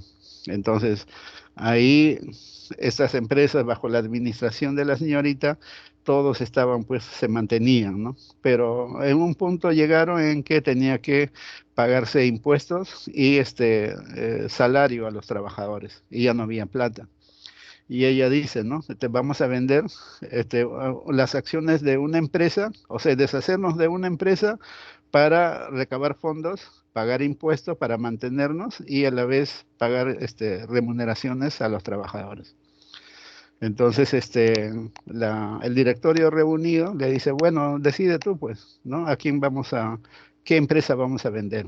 Entonces ella, ¿no? Ella dice, vendamos las acciones de la empresa eléctrica, porque ella no sabía que para después de la muerte del señor eso era de ella, ¿no? No sabía. Entonces ella dice, hay que vender las empresas de las acciones eléctricas para salvaguardar a los demás, ¿no? Y entonces le dijeron, ¿no? Como tú eres la que administras, tienes conocimiento y das buenas ideas, que se haga eso, pues. Vendieron las empresas, las acciones de las empresas, de la empresa eléctrica. Y pongamos que en ese entonces lo vendieron pues a $1.000.000. Y con $200.000 lograron más o menos mantener los impuestos, los salarios, y sobró $800.000, ¿no? De saldo. Y ese saldo se depositó en una cuenta, ¿no? Y ahí quedó. Pero más adelante el tío falleció. Y al fallecer el tío, se tenía que hacer lectura de testamento. Y bueno, a los hijos le tocó lo que les tocó, y ahí leyeron la parte de la sobrina, ¿no? Y salió de que ella era heredera de las acciones de la empresa eléctrica. Pero revisado el Código Civil de ese entonces, del estado de Nueva York, que esa regla sí estaba ahí, en ese código, no obstante el código era pequeñito. ¿Qué decía? De que aquel patrimonio que ha sido dado pues en calidad de esto de legado a una persona, se debe cumplir siempre en cuando los bienes se mantengan a la fecha de fallecimiento de la persona. Y a la fecha de fallecimiento de la persona, las acciones ya se habían vendido. Entonces los hijos, apelando a la norma del Código Civil, dijeron, ¿no?, de que las empresas de las acciones eléctricas ya se perdió. Y si ya se perdió, entonces no debemos darle nada. Porque la sobrina lo que decía, ¿no?, y su pedido era razonable. Si las empresas de las acciones ya se vendieron, pero el producto de esas empresas, que eran 800,000, está en tal cuenta depositado, al menos denme esos 800,000. Entonces eso era lo que pedía la sobrina. Y los herederos, que eran los hijos, dijeron, no, no te corresponde ese dinero, porque el Código Civil claramente indica acá de que si las acciones se han perdido antes de la muerte del testador, entonces ese legado caduca. En consecuencia, no te corresponde los 800,000. Entonces eso llegó a un caso, a un tribunal, y ese tribunal dijo lo siguiente, ¿no? ¿Le vamos a dar o no le vamos a dar esos 800,000 a esta persona? Y la decisión está para ustedes, ¿no? ¿Qué dirían ustedes? ¿Aplican el Código Civil, principio de legalidad o la regla? ¿O lo vuelven un caso complejo? Porque su sentido de justicia, y yo creo que a veces el sentido de justicia de una persona que no conoce derecho es mucho mejor que el de nosotros. Si a una persona de edad ustedes le preguntan ese mismo caso que no sabe de derecho, al toque les va a dar la respuesta de un chistarle de dedos. Pero nosotros que conocemos el derecho nos hacemos, como decimos criollanamente, bolas, ¿no? O sea, no sabemos de decir sí o no. O vamos lo más fácil, aplicamos la ley y punto. No le damos nada. Pero para ustedes, su criterio de justicia, ¿qué le dice? ¿Le debemos dar o no le debemos dar? Entonces, si le debemos dar, tenemos que buscar una justificación. Si no debemos dar, aplicamos la ley y punto. Pero si hay que buscarlo como un caso complejo y buscar una justificación moral, entonces tendríamos que dar esa motivación. ¿Por qué le vamos a dar? ¿No? Entonces, Doctor, dejo a su consideración de ustedes. ¿Qué me dirían ustedes? doctor, Apelando a su doctor, criterio de justicia, ¿le damos o no? A ver, señor Germán. doctor, yo le diría que yo me pego a la legalidad. ¿Por qué? Porque asumo que la persona que es dueña de las empresas y que ella era la triunfadora y motiva todo esto, tenían un departamento de asesoría legal, o sea, analizando, ¿no? Porque al final el abogado tiene que interpretar las cosas como se presentan. Entonces, él sabía que existía una norma legal en el sentido de que tenía que persistir la empresa cuando él, digamos, ya es causante y fallece. Cuando él fallece, si hay un testamento, la empresa tiene que existir como tal para que sea legada a la persona que es su sobrina. Como esta empresa se vendió, desaparece la empresa ya no existe. Entonces, si bien es cierto, reflotó, ¿no? Pero legalmente ya no le corresponde. Ahora, habría que apelar a los herederos y apelar a su moral. Si ellos convenían y reconocían el esfuerzo de la sobrina y todo lo demás, y el espíritu del padre, que él, de buena intención, le legó ese bien, pero ella, digamos, sin conocer el texto del testamento, lo vende, entonces ahí viene la parte moral ya de los herederos, la voluntad. Pero si nos pegamos a la norma, yo diría que no le corresponde, pues no, porque así está la norma legal. Y lo otro ya es cuestión digamos, moral de los otros herederos. Gracias, doctor. Muy bien, muy bien. Las ideas se respetan, ¿no? Y de acuerdo a esas ideas contradictorias uno va sacando la respuesta. Hay que debatir, hay que discutir, ver los diferentes puntos de vista y de ahí tomaremos pues la más correcta, ¿no? Entonces, pero para eso tienen que participar también los demás compañeros. Los demás compañeros que dicen, ¿aplicamos la regla del Código Civil y punto? ¿O de alguna forma hacemos una interpretación de acuerdo a la moralidad y de acuerdo a eso darle pues esos 800,000? Si bien es cierto que desapareció las acciones, pero el saldo de esas acciones, o sea, las acciones se convirtieron en dinero, ¿no? Entonces todavía hay 800 depositados en una cuenta. se le entregamos esos 800 porque los herederos dicen, ¿no? De que no le vamos a dar nada porque la ley es clara, ¿no? Dice de que si se desaparece el bien, entonces el legado caduca. Y si caduca es que ya pierde todo el derecho, no tenemos que darle nada. ¿Qué dicen los demás compañeros? Señores, ¿alguien quiere opinar, participar? Creo ya estamos 20 y 32. Vamos a apresurar entonces. Miren, aquí dice la palabrita desaparece, ¿no?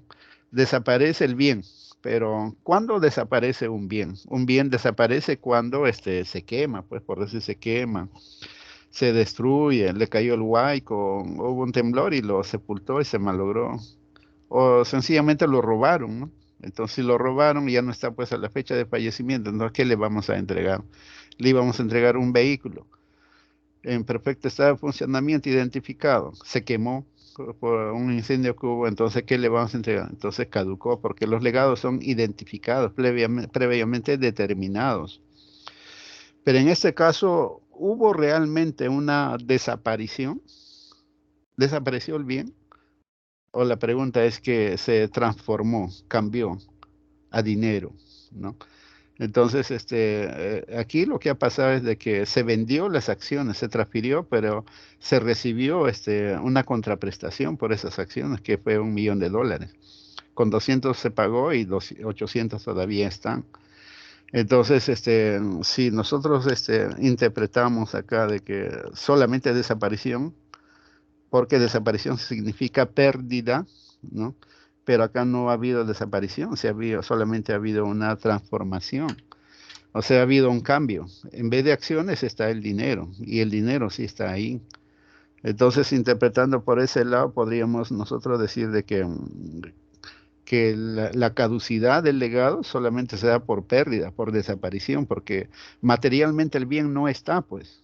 Yo me obligué a dar un legado, un vehículo, se quemó el vehículo, entonces ya no le puedo dar. Entonces, no puedo darle tampoco otro, porque ese vehículo está plenamente identificado. Entonces aquí la sucesión va a ser acciones. No están las acciones, pero no pasa como en la desaparición del vehículo. Las acciones han sido transformadas, o sea, ahorita está en dinero y el dinero está ahí. Entonces, si aplicamos así literalmente la norma,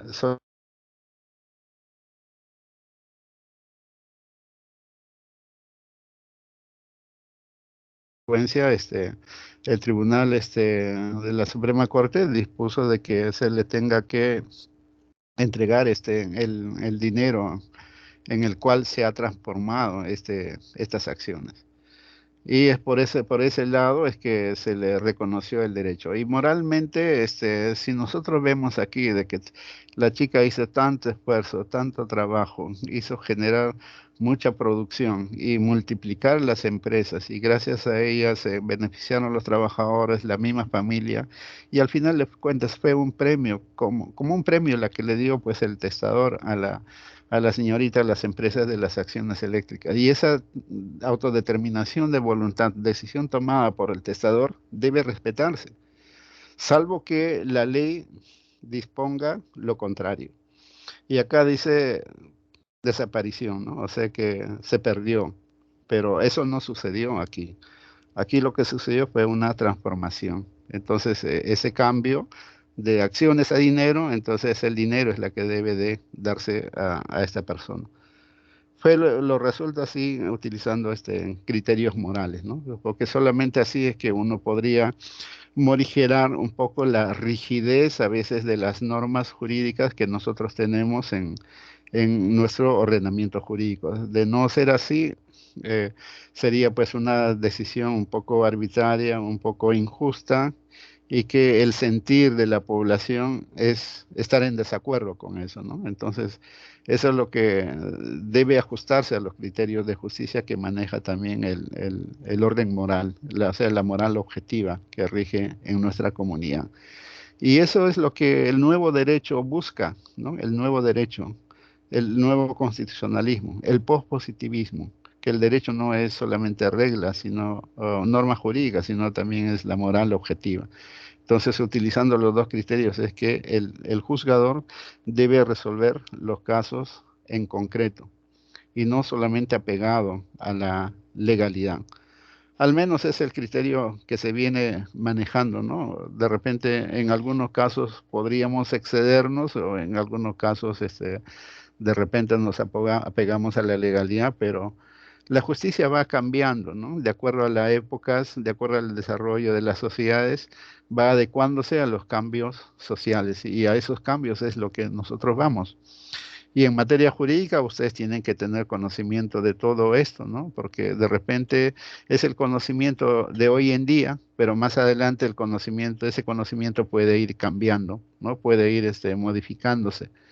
Y ustedes mismos deben de participar en eso, pero hay que saber las diferentes corrientes, las diferentes ideologías que se manejan en esto para realmente entender y atender a esos cambios, ¿no? A veces cuando yo expongo estos temas, sí hay así, veo un poco de rechazo, ¿no? Pero poco a poco se van dando cuenta y los alumnos lo van aplicando. A veces tengo varios alumnos que trabajan en la Corte Suprema, siempre a veces conversamos y me dice, doctora, ya es así, legalidad, sí, legalidad, pero nosotros como hemos aprendido a hacer esto de los temas de legalidad, a veces conversamos con los magistrados y llegamos a hacer ciertos cambios, ¿no? Y eso ve, pues, de que eso uno advierte de que a veces lo que se enseña en las universidades va generando ciertos cambios, pero para bien, ¿no? De hacer justicia en la sociedad de las personas que vivimos, ¿no? Y eso hace pues que la ciudadanía piense de que efectivamente se está haciendo correctamente la labor de parte de los juristas, de los jueces, de los abogados, ¿no? Y de alguna forma con eso enaltecemos un poquito la labor que nosotros desempeñamos, ¿no? Porque si hacemos una estadística de lo que piensan de nosotros los abogados o los jueces, la ciudadanía común, a veces sacamos un calificativo negativo, ¿no? Pero eso tiene que superarse, ¿no? Entonces, todo esto sirve para generar ciertas destrezas en su ejercicio profesional de ustedes, solamente es eso, no es otra cosa. Son clases que se dan, ustedes están en su libertad de aceptarlos o no, pero al menos eso es lo que se maneja hoy en día, ¿no? Dentro del derecho comparado, inclusive, en Alemania, en Italia, en España, en Portugal, en Perú, tímidamente ingresamos. Los jueces laborales son más intrépidos, ingresan y hacen cambio, corrigen lo que es la legalidad, a partir de la Constitución y a partir de la convencionalidad. Los jueces penales ingresan a hacer esos cambios solamente en materias procesal penal. Ahí ingresan y hacen ciertos cambios, pero menos en penal sustantivo, cuando ahí también debe de ingresarse. Los jueces laborales, los jueces civiles sí son tímidos, ¿no? No se aventuran a hacer eso. Todavía están pensando en el positivismo, en el estado de legalidad, ¿no? Están pensando en el delito de prevaricato que uno tiene que resolver conforme a ley, ¿no? Y ley para ellos es ley, no conforme a derecho. Derecho es constitución y convención de los tratados, es algo más que ley. Entonces hay ciertos caminos todavía que seguir. A veces de pronto cae como que no estamos hablando pues de lo que es el derecho vigente, ¿no? Pero ese es el derecho que se practica. Y como ya les dije, nosotros hoy en día ya estamos viviendo el sistema del common law a través del constitucionalismo y utilizamos los criterios del sistema del common law a cada rato, ¿no? Y aún así decimos que es nuestra tradición romano-germánica, legalidad, no, también es costumbre, también es jurisprudencia y a partir de eso es que tenemos que generar mejor derecho de lo que hay. Más bien, sobre esa base es que el legislador tiene que venir y reconocer que ese es el mejor derecho que existe para el desarrollo de nuestra sociedad o comunidad. Eso es lo que quería participar En la clase de hoy día, la próxima clase, veremos la tópica jurídica, la retórica jurídica y si nos alcanza más tiempo, otro criterio de argumentación o motivación o justificación de la decisión, o sea, cómo debe actuar el juez en la toma de decisiones en un asunto concreto para llevar justicia a los miembros de nuestra comunidad. Si hay alguna pregunta, es el momento para que lo hagan. Si no es así, daremos por terminada la clase. ¿Alguien quiere preguntar algo? Señores, si no es así, entonces ya habiendo superado la hora, vamos a dar por terminada la clase y el día sábado nos vemos. No se olviden de que el día viernes tienen que presentar el trabajo que se les ha encomendado. Buenas noches con todos. Buenas noches, doctor. Buenas noches, doctor. Buenas noches con todos.